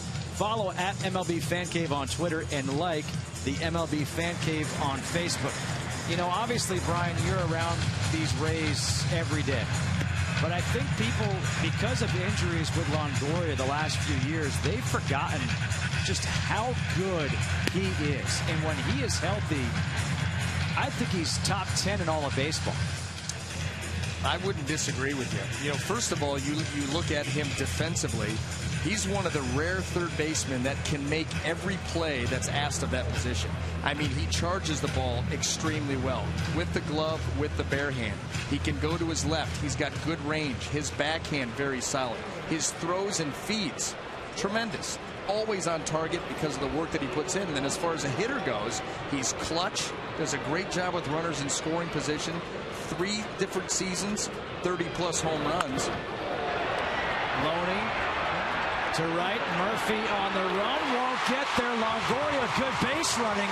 He was essentially at third base, and he will come in to score on the blue single by Loney. Well, David Murphy not having a very good night out there in right field for the Cleveland Indians. That ball was up there an awful long time, and he had a long way to run. And boy, Zach McAllister wishing that this ball was caught. Just kind of lofted down the line.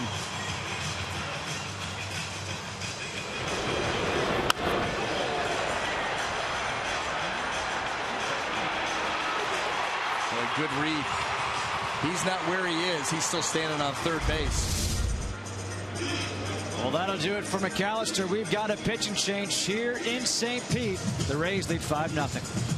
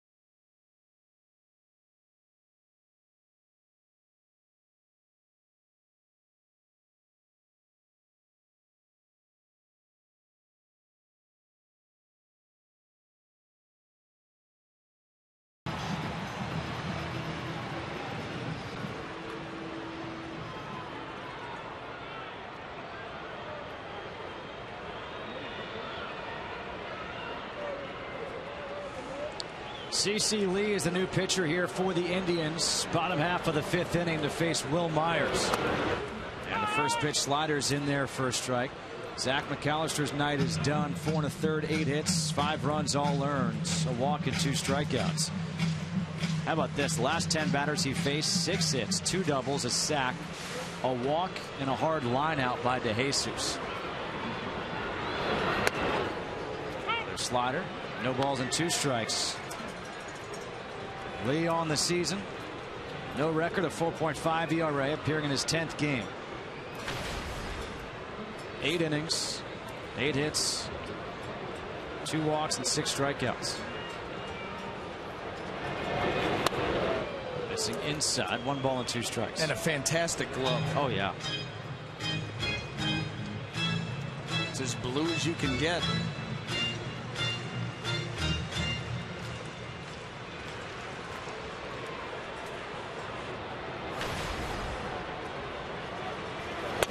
Fastball on the inside corner, called strike 3. Obviously a guy that the Rays have never seen in CC Lee. Fastball slider catches Will Myers flat-footed here. Good fastball, 92 miles an hour, just not able to pull the trigger. You know, he's got that low 3/4 arm angle, can really sweep the breaking ball, and you see that that fastball will jump on you. 2 outs now for Matt Joyce. Had the sacrifice fly his last time. 0 for 1. Also flew out to center field back in the 2nd. First pitch fastball in there for a strike.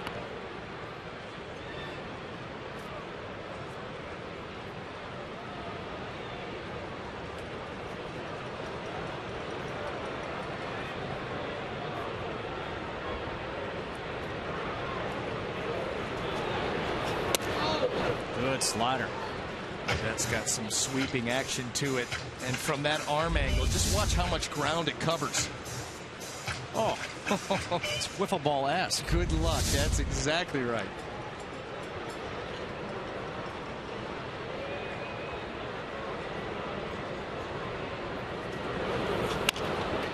Slider pulled to second. Ramirez waits for it.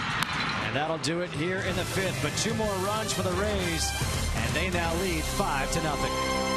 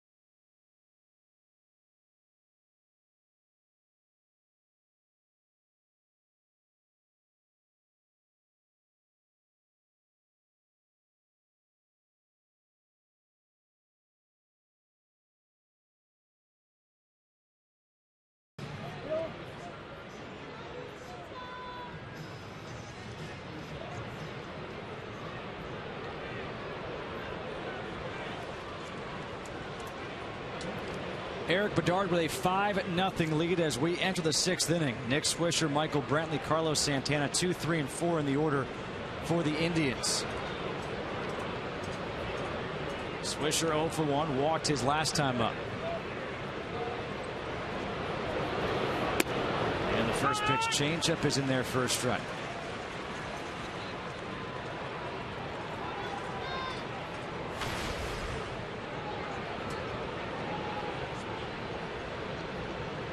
If this Indians team is going to make a run like they did last year, they're going to need Nick Swisher hitting. They're going to need Carlos Santana hitting. No balls and 2 strikes. There's the 2 big guns. I mean, really, when you start to look at this lineup, obviously Michael Brantley, he's doing his job. But Nick Swisher's still trying to round that swing into form. And what makes it even more difficult is the time that he gets to work on his swing, he's got to divide it because he's a switch hitter. And so you've got to get the mechanics of the swing down from both sides. 0-2 to left field. Going back is Joyce. Joyce now comes in and he makes the catch for the first out. Time for a game break. Let's check in once again with Kevin Burkhardt. Number 23, Michael Brantley.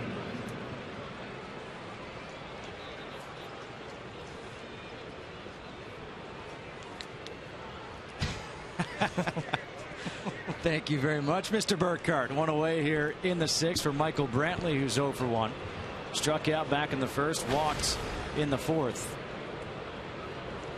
How about Ortiz last night against Yu Darvish? What do you think of the hit error call? It's a hit. Yeah, it's been a hit for how long? I've never seen that miscommunication and a ball drops in called an error ever. And people pulled out the rule book, and the official score can rule it an error and this and that. But like you said, you've never seen it ruled an error before. No, he right there that's legislating from the bench. No balls and 2 strikes. That has gone one way. That has been the call. I mean, that was just that was a hit. That wasn't called. It ended up that David Ortiz got him later, obviously with 2 outs in the 9th inning. And Yu Darvish, we got a feel for him, how close he's been. I think it's just a matter of time before he finally closes one out. His stuff is so good.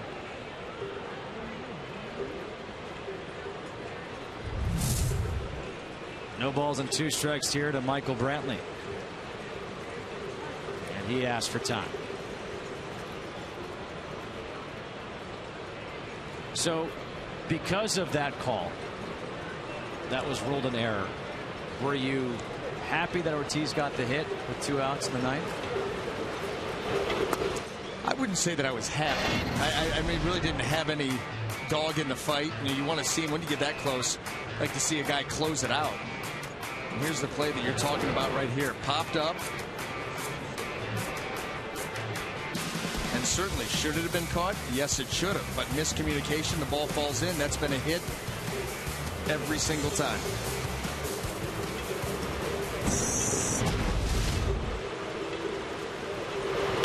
1-2 fouled away. We'll do it again. That's what's great about this game. I mean, you just come to the ballpark every day and just a Thursday night game, a Friday night game. You never know what you're going to see. You just never know.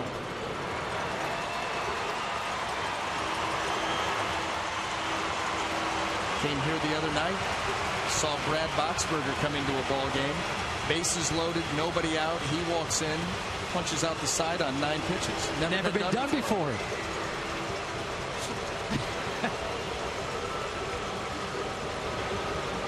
Another 1-2 pitch by Bedard. Ground ball to second. Zobrist fields a nice hop. 2 outs.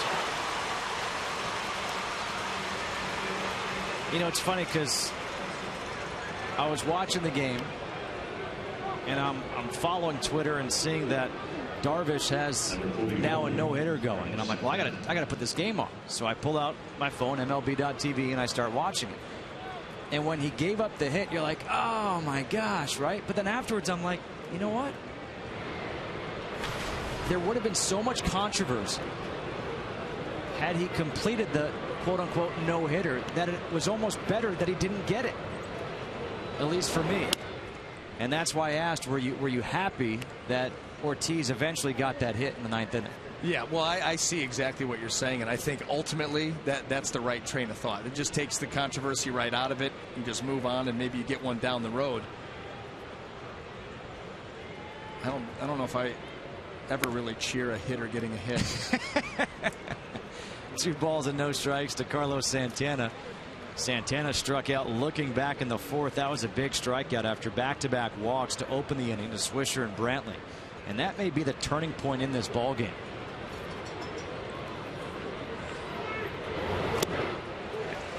Out in front of that one. 2-1, because if you think about it, the Rays had put up a run in the bottom half of the 3rd. And here were the Indians threatening as we take a look at the Phantom Cam. That kind of always grosses me out when I see a pitcher throw in the Phantom Cam.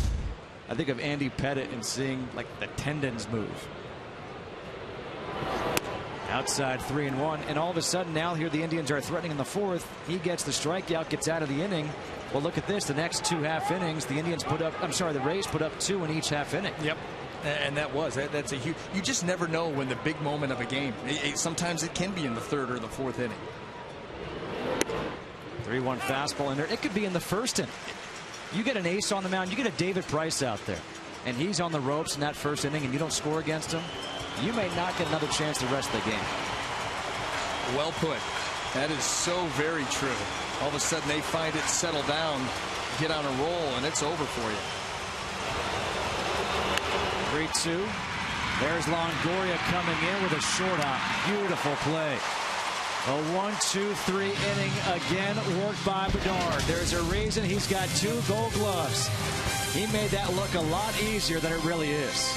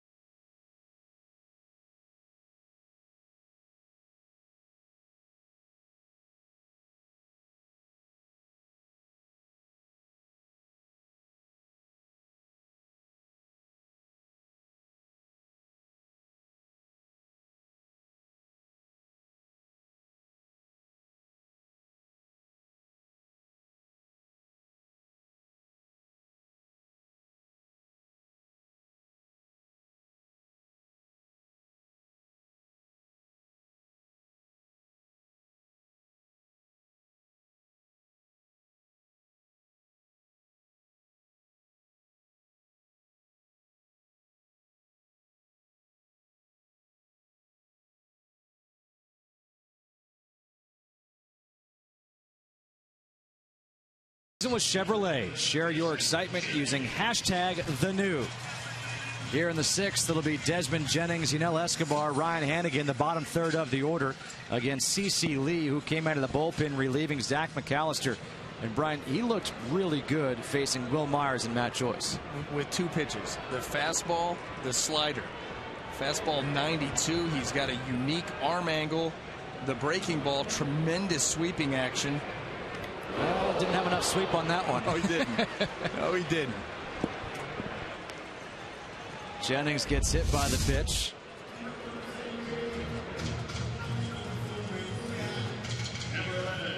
Now this is losing track of the slider.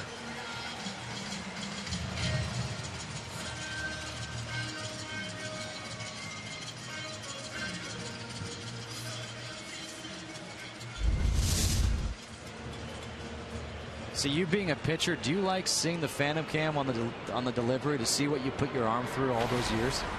It makes sense now. I had Tommy John surgery twice, and you watch enough of that and you're like, okay, I get it now.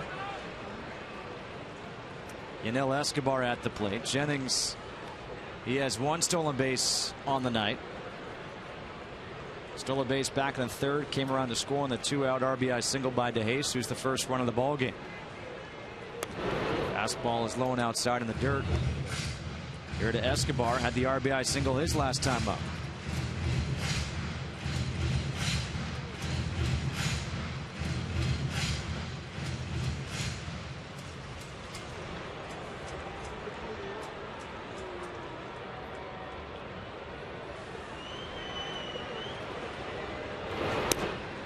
Outside again with a fastball, kind of choking it. 2 balls and no strikes. Yeah, Josh Outman warming up in the bullpen for the Indians. And he's been up a couple of times. CeCe Lee free and easy when he came in his last inning, but right now, yeah, that slider kind of slipped out. A couple of fastballs yanked. Make it 3 fastballs that have been yanked, and now it's 3-0. So he's thrown 4 pitches in the inning, all balls, one of them hitting Desmond Jennings.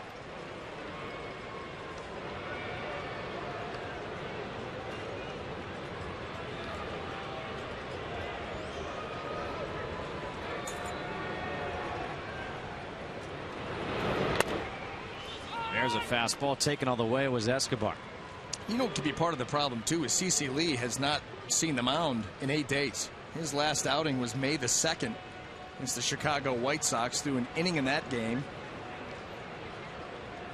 You're a guy coming out of the bullpen. You're any pitcher, and you go a week plus. Jennings takes off, the throw down, the tag. They got him. Caught stealing 2-4. Let's see if we get a replay and maybe a challenge. Here comes Joe Maddon out right now. Joe Maddon not going to concede anything. The jump by Jennings. Gomes up and out quick. This one on target. And you see that little bounce right there as the glove comes up. Does he get the left hand in? No. He got him. He's out. Clearly.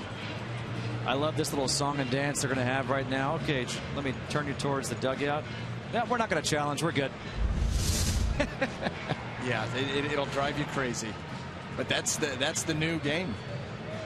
You go out there and they're on the horn upstairs to see what is the call going to be. You could see clearly there that Desmond was out. And I like how it's just everyone knows, and obviously in baseball we keep track of everything. So yes. This is how the reviews have gone this year. Good slider, and look at this. But CeCe Lee comes back from being down 3-0 to strike out Escobar. That's his 2nd strikeout. But I just love how the umpires know, the managers know. It's no longer, hey, let me turn you this way. It's, oh yeah, let's just turn and look. Okay, yeah, we're not going to do it. It's got its own little rhythm. 2 outs now for Ryan Hanigan.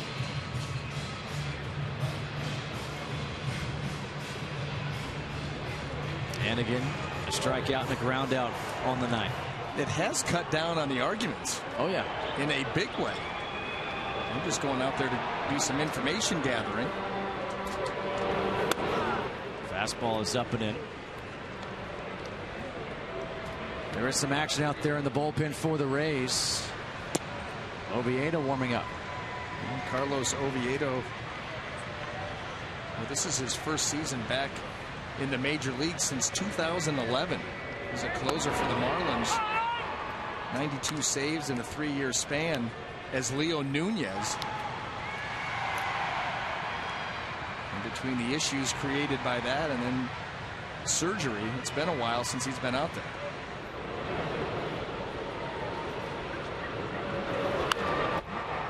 Fastball handcuffs Hannigan. 1-2.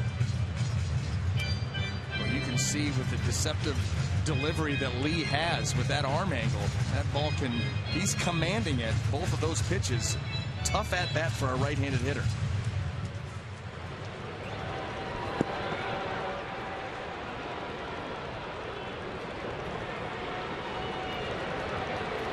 Two away here in the 6th. 5-0 Rays lead the Indians. Justin Kutcher alongside Brian Anderson here at the Trop. And the 1-2 slider is fouled back. That was that emergency swing right there by Hannigan. Uh-oh, there's a slider. Yeah, it was. You see that thing sweeping away from you. You just hope that your bat's long enough to be able to catch it. Look at how much ground. I mean, again, he starts that ball in off the plate and sweeps it off the plate away.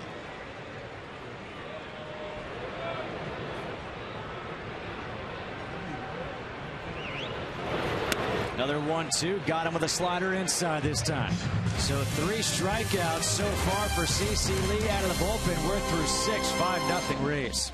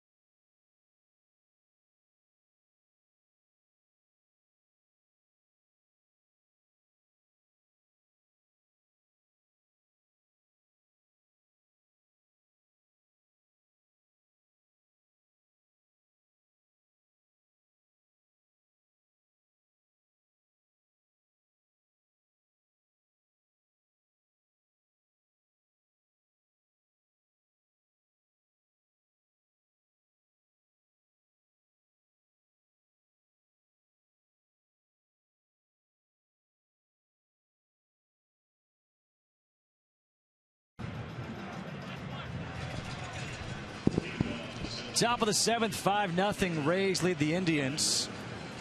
The Game Changer profile brought to you by T-Mobile, the official sponsor of Game Changers. Eric Bedard, look at what he has done now tonight in his last 3 starts against the Red Sox, the Yankees, and now the Indians. Yeah, 2 of those on the road at Fenway at Yankee Stadium.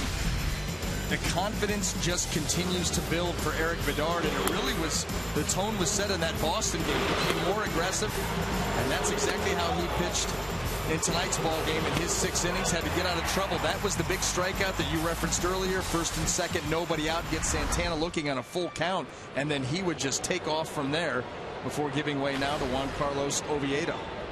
You see Oviedo's numbers on the year: 8 2/3 innings, 3.12 ERA, 4 walks, 9 strikeouts. He faces Ryan Rayburn leading off here in the 7th. Well, this was a guy that the Rays had earmarked to probably to break camp with the team, but had visa issues late getting into camp, so He was held behind building arm strength, and we have seen that come back. Going outside with the fastball. 2 balls and no strikes to Rayburn, who doubled back in the second and popped out to short in the fourth.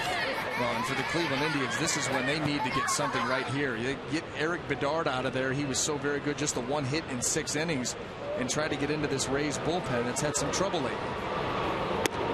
2-0 fastball. The infield shifted over to the left side of the infield, expecting Rayburn to pull that one. You see them all lined up. Wait, now 2-1. All right, we'll go back to the middle of the diamond. That's where it gets a little too much for me, from pitch to pitch. 2-1, pop foul back behind home plate, out of play. 2-2. I went to the Cubs-Yankees game at Yankee Stadium when Tanaka was pitching for New York. I wanted to see what he was like in person. He was impressive, but it was as if you were seeing a shift on every pitch, kind of like what we're seeing right now. I mean, it blew my mind. And you know, when you look at the Yankees are doing that to not only because the data will tell you that this is where, but also, you know, some lack of range in that infield. You know, Derek Jeter, a little bit old. This is his 20th season in the big leagues, still playing shortstop. You know, a premium position. Check swing to first base. Fair ball. Loney will step on the bag. 1 away. And I think they're doing that for a lot of protection up the middle there in New York. You know, not only does the data printout say, listen, this is a smart move, but I think there, you know, maybe some defensive deficiencies. They're trying to cover that up with all of the shifting that they do. Did you see the kickback there on that check swing? Did not catch that one clean. Speaking of Jeter, do you think his range has decreased that much from, let's say, 2 years ago when he was healthy to now? And he missed pretty much all of last year after the ankle injury. I don't think it has. I think it's been blown out of proportion. I think that, you know, you could be right. I know that listen, he's a smart player too. That's the thing. He knows how's the pitcher working the hitter. You know, off speed, maybe I move over a little bit more in the hole. You know, they start to position themselves. They've been out there. He's been out there long enough, and he gets it. One of the most accomplished players of his generation, maybe the most.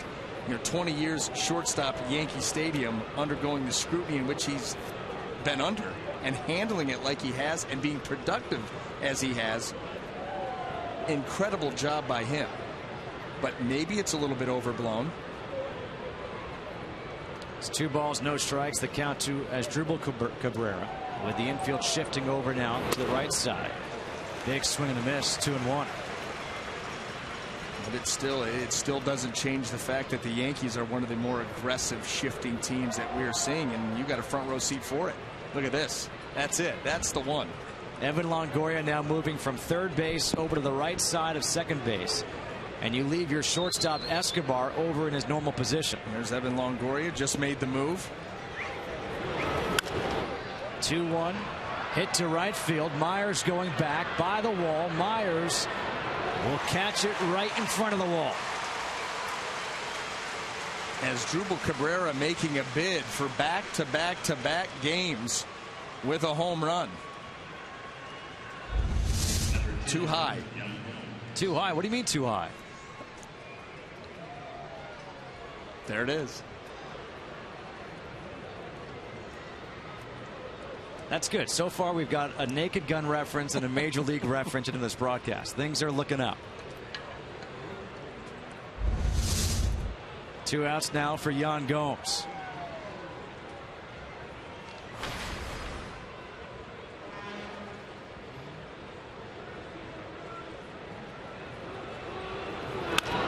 Gomes pops one up left side of the infield. Longoria calling for it on the grass, and he'll make the catch. A 1-2-3 inning work by Oviedo. Time to stretch him out. 5-0 Rays.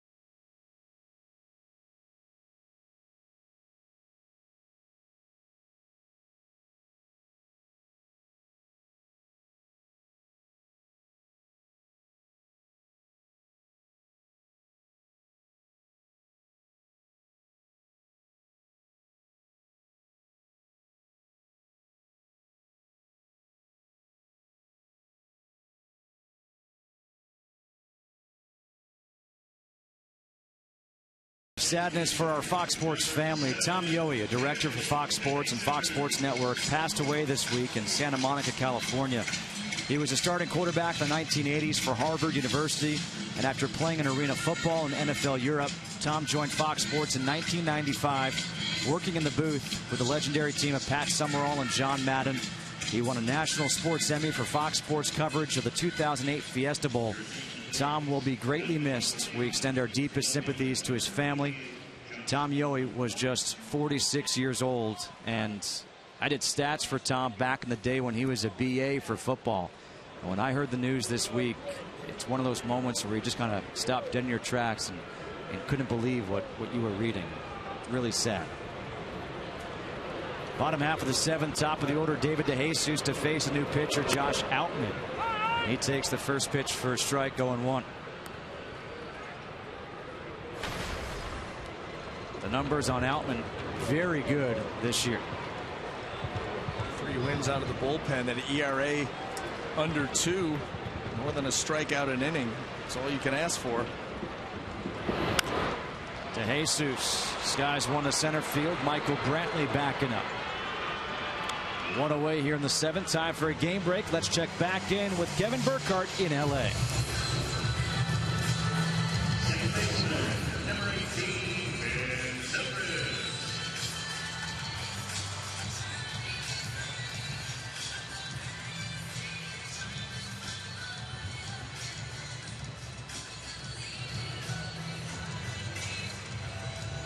Troy Tulowitzki continues to hit. We talked about his numbers at Coors Field, which are just obscene. And now has 11 home runs early in the season. Locked in. I mean, coming out of spring training. No signs of slowing down.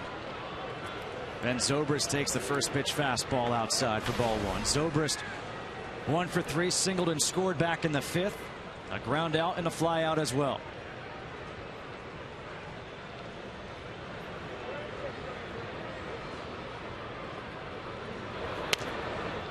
1 ball and 1 strike. I'll tell you what, does anything scream out left-hander more than Josh Outman? I mean, that is the old school stirrup look. Wearing number 88. I love it. I mean, it's an aggressive look. Fastball missing inside, 2 balls and a strike. That's how you used to wear. Yeah. You way back in the day. Then it became, you know, the one piece. Then it became a solid socker, low stirrup. But those are true stirrups way up there. And then it morphed into that.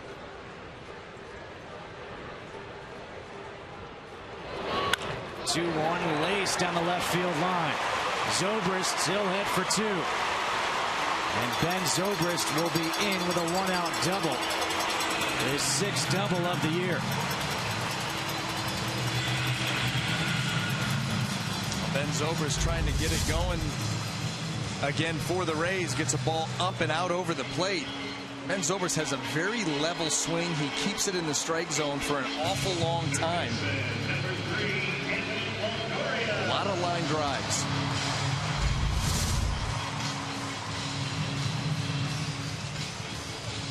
Runner on second, 1 out now for Longoria, who drove in Zobrist back in the 5th with an RBI double to right center field. Scott Atchison, excuse me, that's actually Carrasco who's warming up. They're going to intentionally walk Longoria here.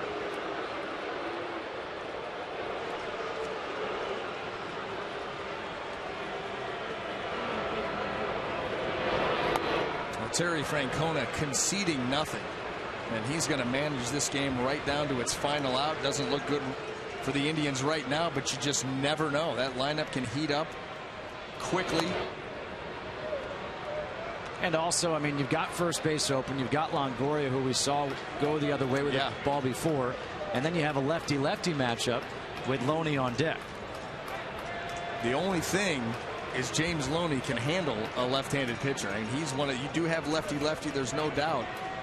But James Loney, his ability to hit the ball all over the field is why he's effective against righties and lefties. My question is, what happened to Loney? Because when he was with the Dodgers, he was putting up, good offensive numbers, never a power hitter. Right. And then all of a sudden the trade happened. He goes to Boston, he gets lost. Then he gets picked up by the Rays, and he's back to being the player he was in L.A. Well, I think for a while, because he plays a corner infield position, that teams were trying to make him into somebody he wasn't, to make him into a power hitter. You see his splits right there. When he came over to the Rays, Joe Madden, Derek Shelton, they said, you do whatever makes you comfortable. Use the whole field, spray the ball, do those types of things, and he's been able to be a consistent hitter. You saw the splits there, and by the way, he does have big-time power. Just doesn't always choose to unleash it. He'll pick his spots. First pitch, slider taken, first strike. There's Derek Shelton right there on the left talking to Joe Madden.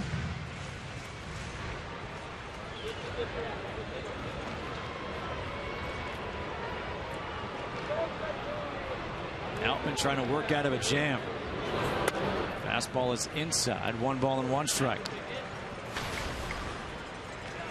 James Loney putting up good numbers late in ball games. Also on the season, 359 with runners in scoring position with 19 RBIs, and he's 1 for 1 today in that situation.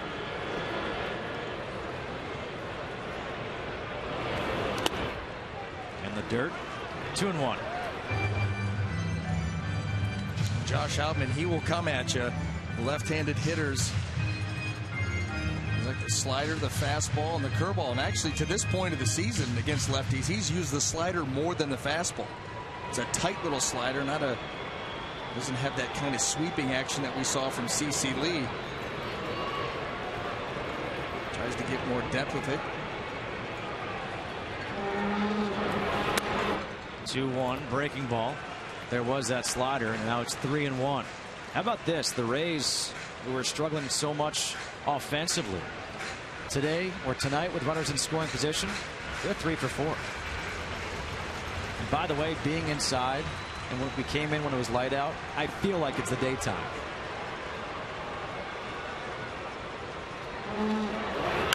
(3-1) pulled foul. 3-2.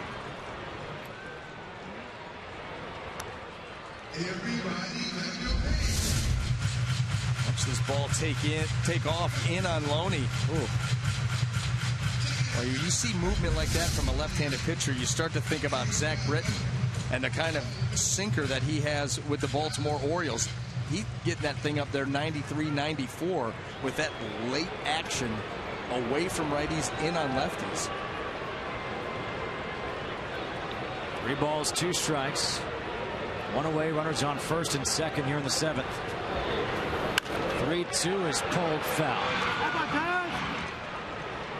George Hendrick at first base. He's got to get out of the way. And he'll let you know about it, too.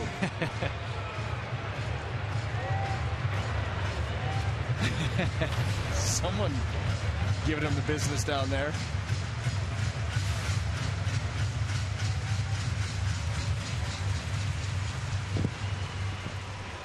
Five 5-0 Rays leading. Got a run in the 3rd, 2 in the 4th, 2 in the 5th. Trying to add to it here in the 7th.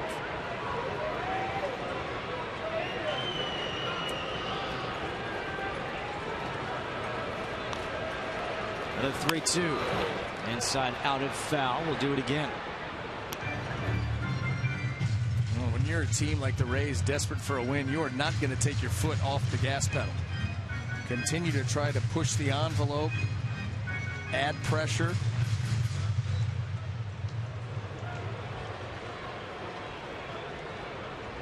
The Rays have lost 4 in a row, have lost 6 straight here at home. 15-21 on the season. 3-2, back up the middle, base hit. Loney does it again. Zobrist comes in to score. Longoria goes to 3rd, and it's 6-0 Tampa Bay. What a great at-bat by James Loney. And that is the danger of even a lefty on a lefty matchup walking Evan Longoria, because James Loney's so balanced at the plate. Now watch the body start to go a little bit early, but he keeps his hands back. And by keeping the hands back, he gives himself a chance, able to cover the plate and line drive into right center field. And that'll do it for Outman. We've got a new pitcher coming in for Cleveland. The Rays leading 6-0 here in the 7th.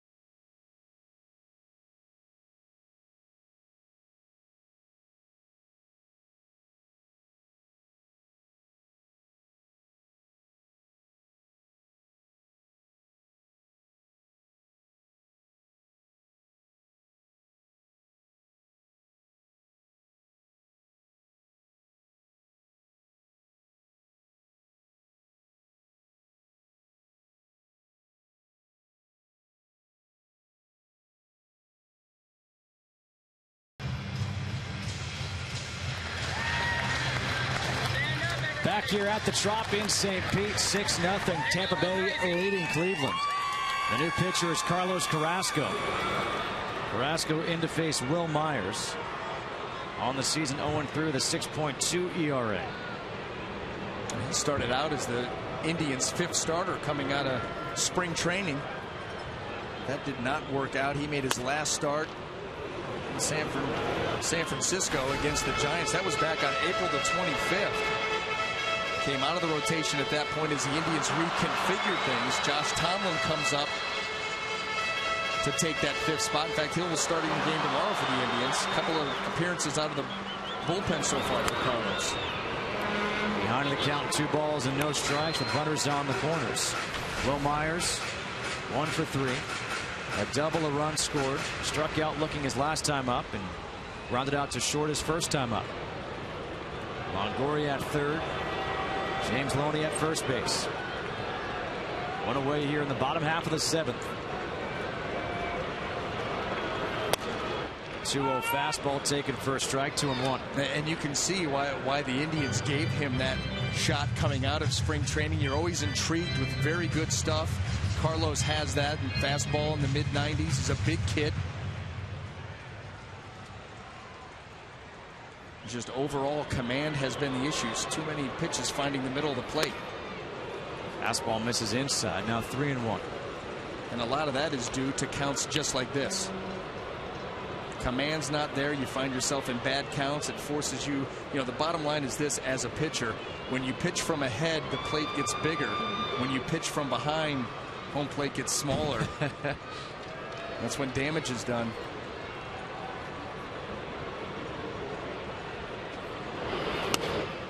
3-1 fastballs taken for ball 4. So bases are loaded now for Matt Joyce. The new season of The Ultimate Fighter has begun, and it's not too late for you to get caught up on what critics are calling the best season yet. Don't miss an all-new Ultimate Fighter this Wednesday at 10 Eastern on Fox Sports 1 and streaming live on Fox Sports Go. Matt Joyce at the plate, bases loaded, 1 out. 6-0, Rays leading here in the bottom of the 7th. Those are some pretty good numbers with the bases loaded. Can afford to go up there. You know the pitcher is forced over the plate. You look for one pitch, one spot early. He looked for one. Drove it to center. Brantley goes over to make the catch. Tagging up from third base is Longoria. A sacrifice fly for Joyce. That's his second sac fly of the night. And it's now 7-0 Rays. Well, similar fashion. Go right after that first pitch, not waste any time. If you get a pitch that's out over the plate, go ahead and try and do something with it. Rays tack on. 2 outs now. Runners on first and second for Desmond Jennings. Jennings has reached base all 3 times tonight.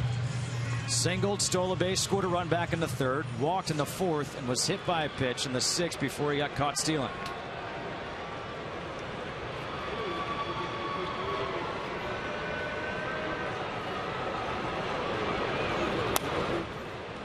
First pitch slider is low and outside for ball 1.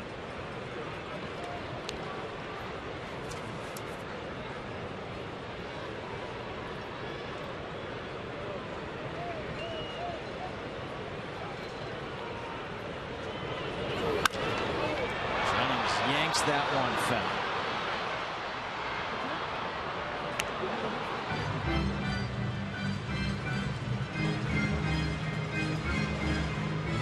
I'll tell you, a good crowd here tonight at the Trop. Really is. You look all the way around. It was filled up earlier. Some people taking advantage of the concourse right now. The Rays with a 7-run lead. Maybe taking advantage of the nice Saturday night weather. Quite possibly. The porch, an added addition this year that the Rays put in. Walkway that connects left field line to the right field line. Walk all the way back through there. That's filled up every night. The Rays tank. A lot going on here. Jennings chased the high heater. 96 from Carlos Carrasco. High octane, up in the zone. You know, and those pitches, as they're out over the plate and up, they look big. You know, the hitter sees the whole baseball. So enticing. You hear guys say, well, it looked like a balloon. Well, yeah, but when it's 96, it's tough to get on top of. And 2-2 goes back to the heater. Fouled back.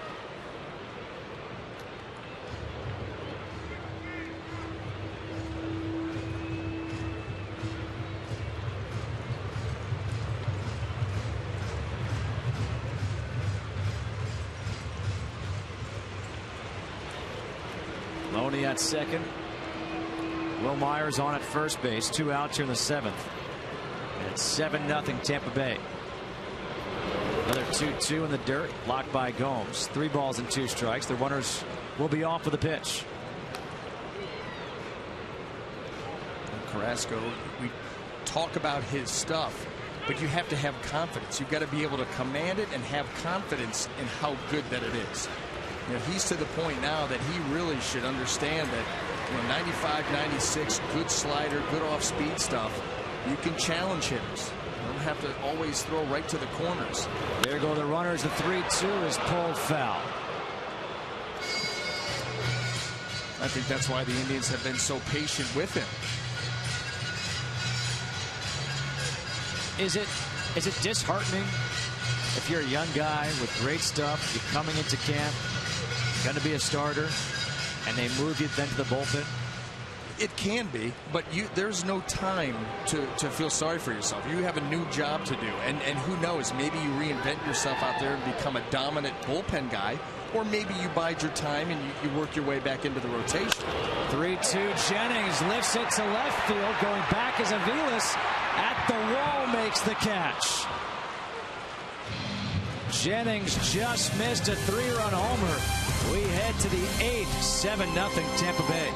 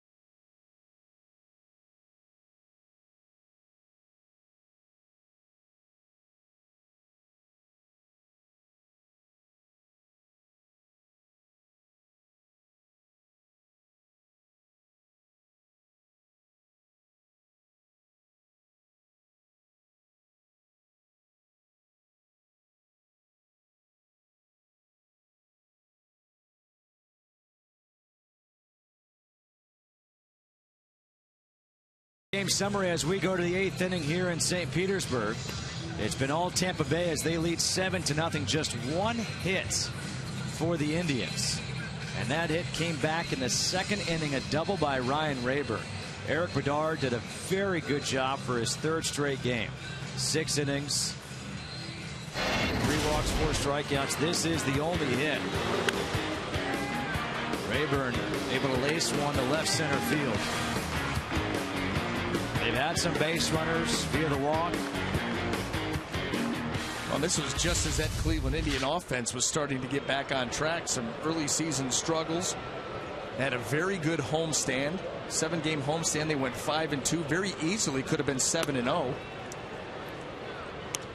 This 4-game winning streak that they had, averaging almost 6 runs a game. Doing a much better job offensively, but have been stymied here tonight.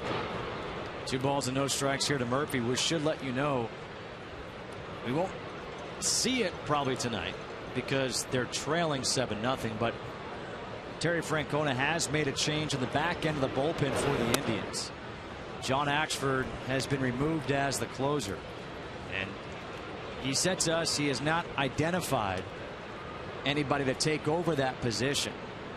But looking at Sean, Allen, Zepchinski, Atchison, he's going to rely on all these guys to kind of figure out, you know, he said, I'm not going to define who the closer is, but whoever starts that 9th inning will finish that 9th inning. 3-1 pop foul out of play, 3-2. And he said eventually they may define the position. But you're absolutely right. You know, Axford, his last 3 outings, he's up around or just over 100 pitches in 3 outings. Command and control issues. Seemingly had the game in control last night. You know, 6-2 against the Rays. Strikes out the first 2 hitters, and before you know it, it's a nail biter. Francona also said he hopes to give Axford some work in less pressure situations and eventually have him come back and be the closer again. And he said he does not want a revolving door. Once he gets back to that position, he wants him to take it and have it for good. And we'll see how and when that happens. Oviedo strikes out Murphy for the first out here in the 8th.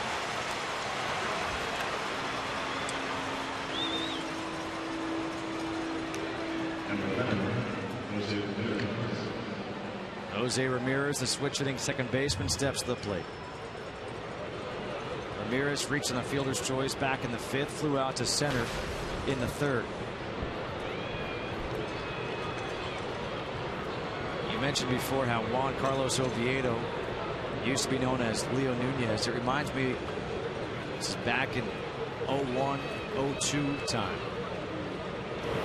First pitch fastball, tails outside when Ramon Ortiz was pitching for the Angels, and over the offseason they found that he wasn't the age that he said he was. I think he aged about 3 years, and they asked Mike Scioscia what he thought about it. 1-0 is fouled back, 1-1, and he said, well, you know, he matured a lot in the offseason.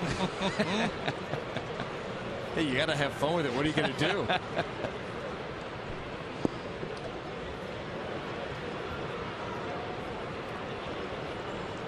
1-1 the count here to Ramirez, 1 away in the 8th.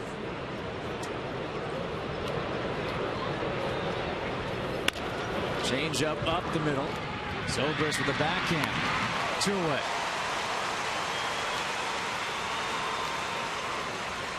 Ben Zobrist, one of those versatile players that the Rays covet so much. He's become pretty much the everyday second baseman. He logged some time at shortstop a couple of years ago, finished the season there, and really could have been a guy that they relied upon to play shortstop, but they bring in Yunel Escobar that offseason, so he's going to go to short. Ben Zobrist goes to second. And when you look at this infield defense for the Tampa Bay Rays, all 4 of these guys were Gold Glove finalists last year, the entire infield. Mike Aviles at the plate, and Aviles takes the first pitch, first strike. And that has been a sore spot this year with the Cleveland Indians. Trouble with the air coming into play tonight. They had 35 of them in 36 games. And when the bats aren't quite there yet, You just cannot be giving extra outs. Now, the pitching has picked up recently and given them a chance to get on a nice little run where they've won 6 out of 8. But you got to be able to catch the baseball. Do not allow teams extra opportunities. How often do they cash in on those? The 1-1 from Oviedo. Change up out in front was Aviles, 1-2. And you know what? They say hitting is contagious. Defense is also contagious, for good and for bad.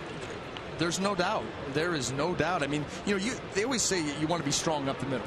Want to be strong up the middle. If you look at the breakout by position of the errors on this Indians ball club, the catching position, 9 errors.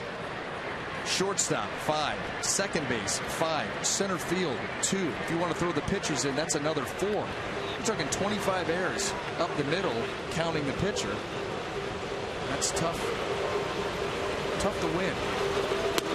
1-2 called, strike 3 on the outside corner. Aviles didn't like the call, but a 1-2-3 inning worked by Oviedo. The Rays lead 7-0 as we go to the bottom half of the 8th.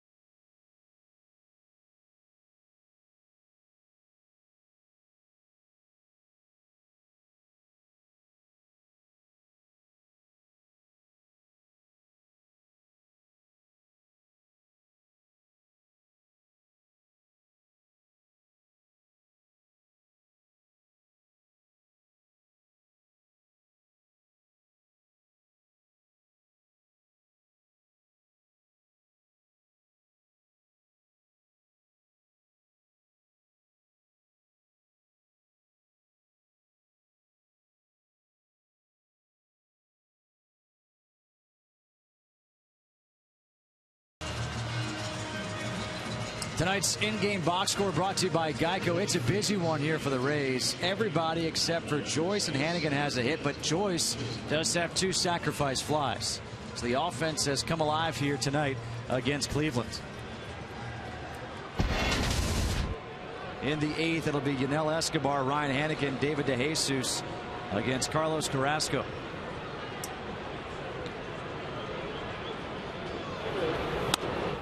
Fastball is up high for ball 1. Escobar 1 for 3, an RBI single in the 4th, a strikeout and a flyout.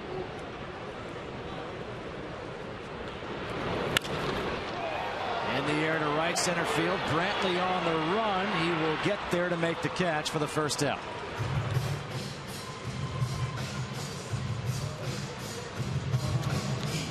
A new first baseman is in here for the Indians. Lonnie Chisenhall takes over at first base, replacing Nick Swisher.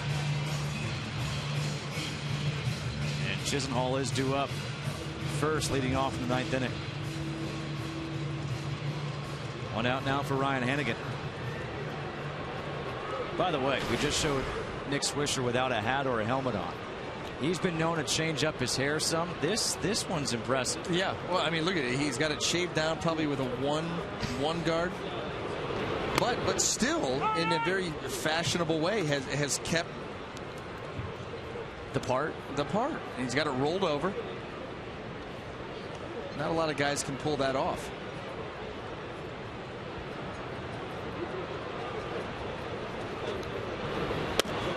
0-1 breaking ball. No balls and 2 strikes. Yeah, he's not afraid to keep it loose and have some fun playing this game. Of course, went to school at Ohio State.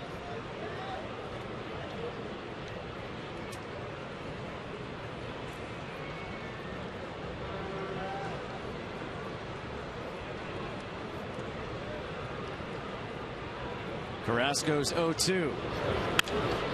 In the air to left field. Wheelis goes back, comes in, 2 outs. The King Play of the Day brought to you by Burger King. James Loney for what he did back in the 5th inning. A bloop one to right field. That scored a run. Great base running by Longoria. And then in the 7th came through again. After the intentional walk to Longoria, scored Ben Zobrist.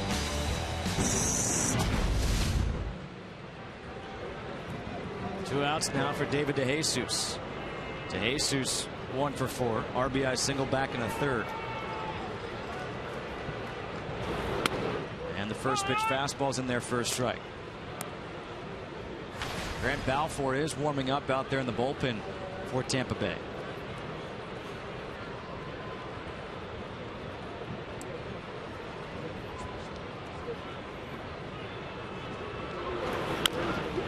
Bounce foul, 0-2.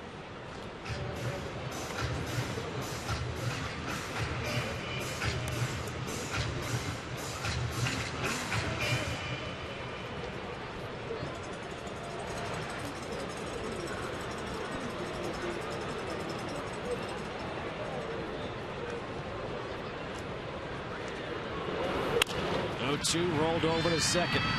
Ramirez to first, and a 1-2-3 inning worked by Carrasco. We go to the 9th. The Rays trying to close it out, leading 7-0.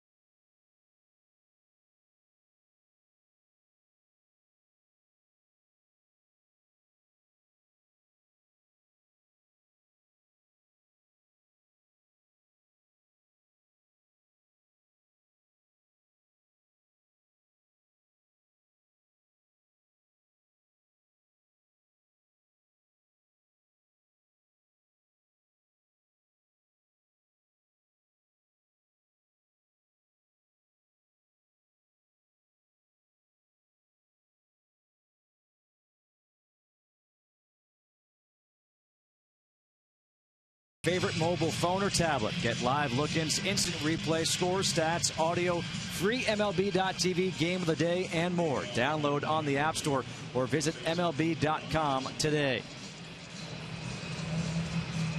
We go to the 9th here in St. Petersburg. Grant Balfour is in. His last appearance came on May 4th against the Yankees. So here he is getting some work in. A 4.73 ERA, 13 1/3. Not exactly the strikeout to walk ratio that you're hoping for. Well, he had a couple of games of 3 walks in each, and that will build that number up quickly. But he is a high energy closer, pitching in a non-save situation. But you're right, it has not worked. Almost a week. Lonnie Chisenhall hitting in place of Nick Swisher. He came in for defensive purposes in the bottom half of the 8th inning. And for those of you tuning in for the UFC Fight Night, we'll get you out there immediately at the conclusion of our game. In the meantime, the broadcast is currently available on Fox Sports 2 and streaming live on the Fox Sports Go app and at foxsportsgo.com. Chisenhall with a base hit back up the middle, just the second hit of the night for the Indians. Lonnie Chisenhall going right back up the middle. That's a slider. Grant is trying to get that to the back door. Outer half. Lonnie Chisenhall right back up the box. That's a nice swing. Good piece of hitting.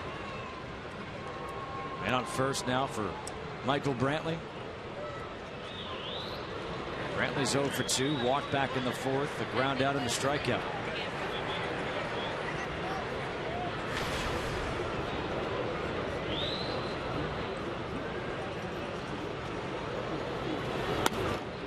Fastball's outside for ball 1.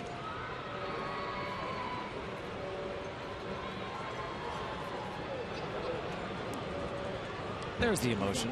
Yeah, well, you know, and sometimes with these closers, it's so difficult for them to pitch in non-safe situations. Why? It's like they feed off of that adrenaline. They love the high wire act. Another base hit right here. The Indians have more hits in this inning than they had the entire game coming into this inning. Back-to-back singles. I mean, I know it's true. You see it all the time.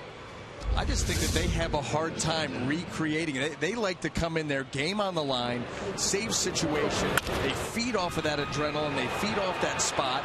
And when they come in, you know, here a 7-run ball game, it's hard to recreate that. I mean, I don't get it either, because when I was out there, you're just letting it fly every single time. It didn't need to get up, but for whatever reason, closers happens all the time. So the first 2 men reach base, and that brings up Carlos Santana, who will bat from the left side against the righty Balfour. 0 for 3, a ground out, a strikeout, and a fly out.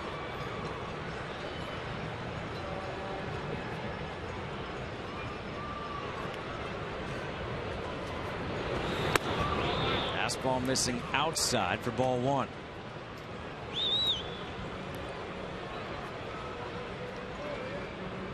Grant Balfour, he was with the Rays 2007. From 2007, came over from Milwaukee through 2010. More of a setup guy. Went to Oakland and really took off from there. His save percentage has been outstanding. You look just his last couple of years.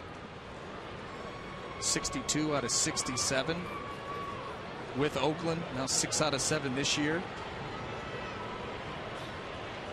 And he had agreed to a deal with the Orioles in the offseason. Failed the physical. Opened the door here for the Rays to sign him and bring him back. So these are those numbers you're talking about. That's since August the 11th, 2012, and they don't get much better than that. 90, round up 94%. That is as locked down as you're going to get.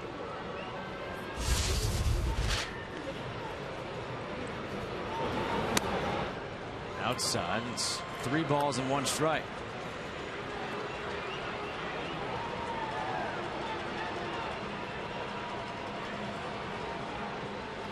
Well, the one thing that you don't want to do is pitch yourself into a safe situation. Or pitch somebody else into that safe situation.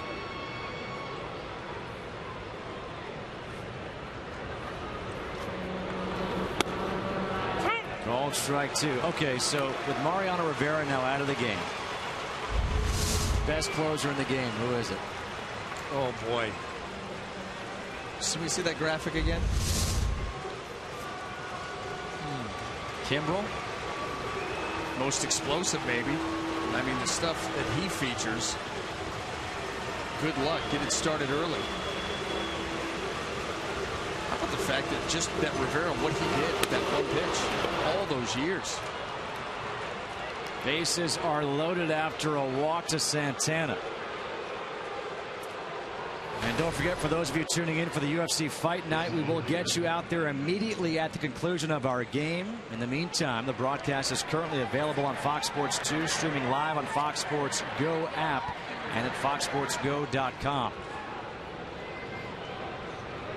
This is not what the Rays were hoping for, but Jim Hickey had to call down to the bullpen, and it looks like they're going to get somebody up down there.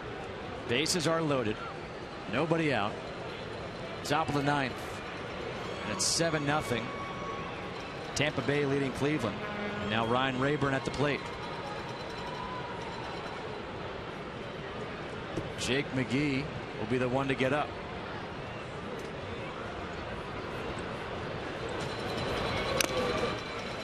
First pitch foul tipped into the mitt.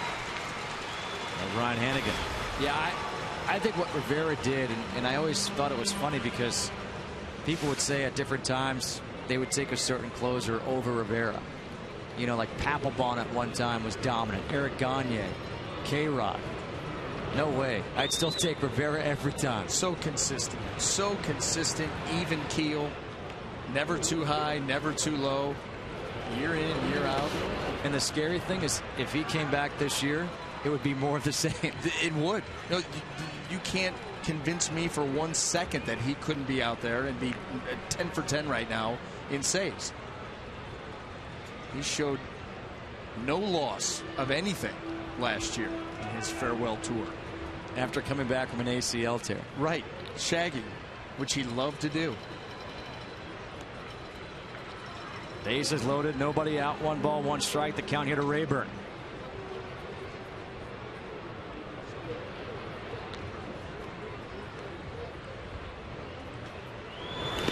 In the dirt, nice stop by Hannigan. And the fans are starting to get restless here with Grant Balfour. Well, slider yanked Ryan Hannigan over nicely like a hockey goalie. Keep that right in front.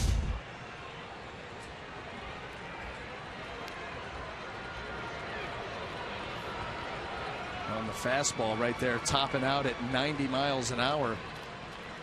His velocity, not what it was last year, but it has been better than that. He's in that 92 to 93 range. They're going to get Jake going here, I think, a little bit quicker now. 2-1, Sky to center. Jennings under it. Tagging up from third base is Chisenhall. And going from second to third is Brantley, so a sacrifice fly for Rayburn. And the Indians are on the board. But at this point, they'll exchange the run for the out. And you'll take that all day long. What you don't want to do is have an extended inning here for Grant Balfour. Has not pitched in 6 days. A non-save situation. And if you burn him here with a lot of pitches in this inning, turn around day game tomorrow.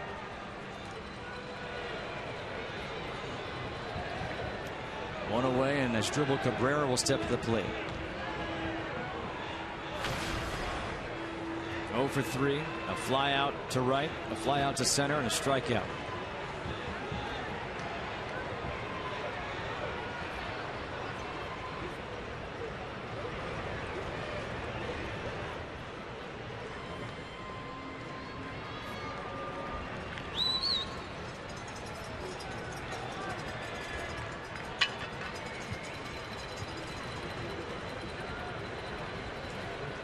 The Rays needing a win, having lost 4 in a row, 6 in a row here at home. And the first pitch fastball on the outside corner, first strike.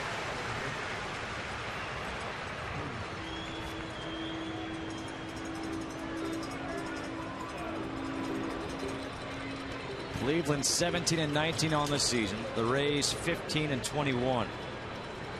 Both of these teams looking to gain some traction within their division, within the American League. And boy, you look up and down throughout baseball, the parity is really astounding. I mean, Detroit playing very well at the top of the American League Central. But boy, oh boy, look at the American League East. A lot of teams bunched up. Baltimore at 19-14 coming into play today at the top. But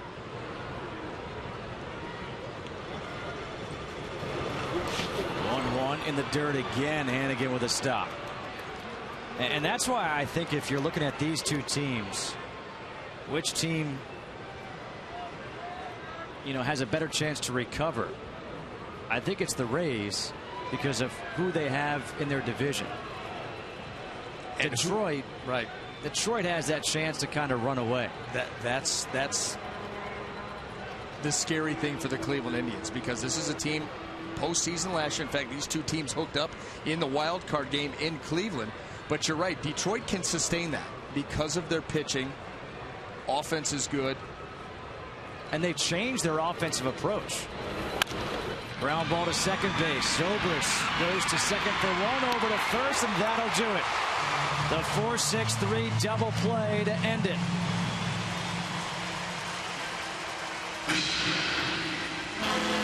The Rays snap their 4-game losing streak, and they get their first win at home in the last 7 games by taking this one 7-1.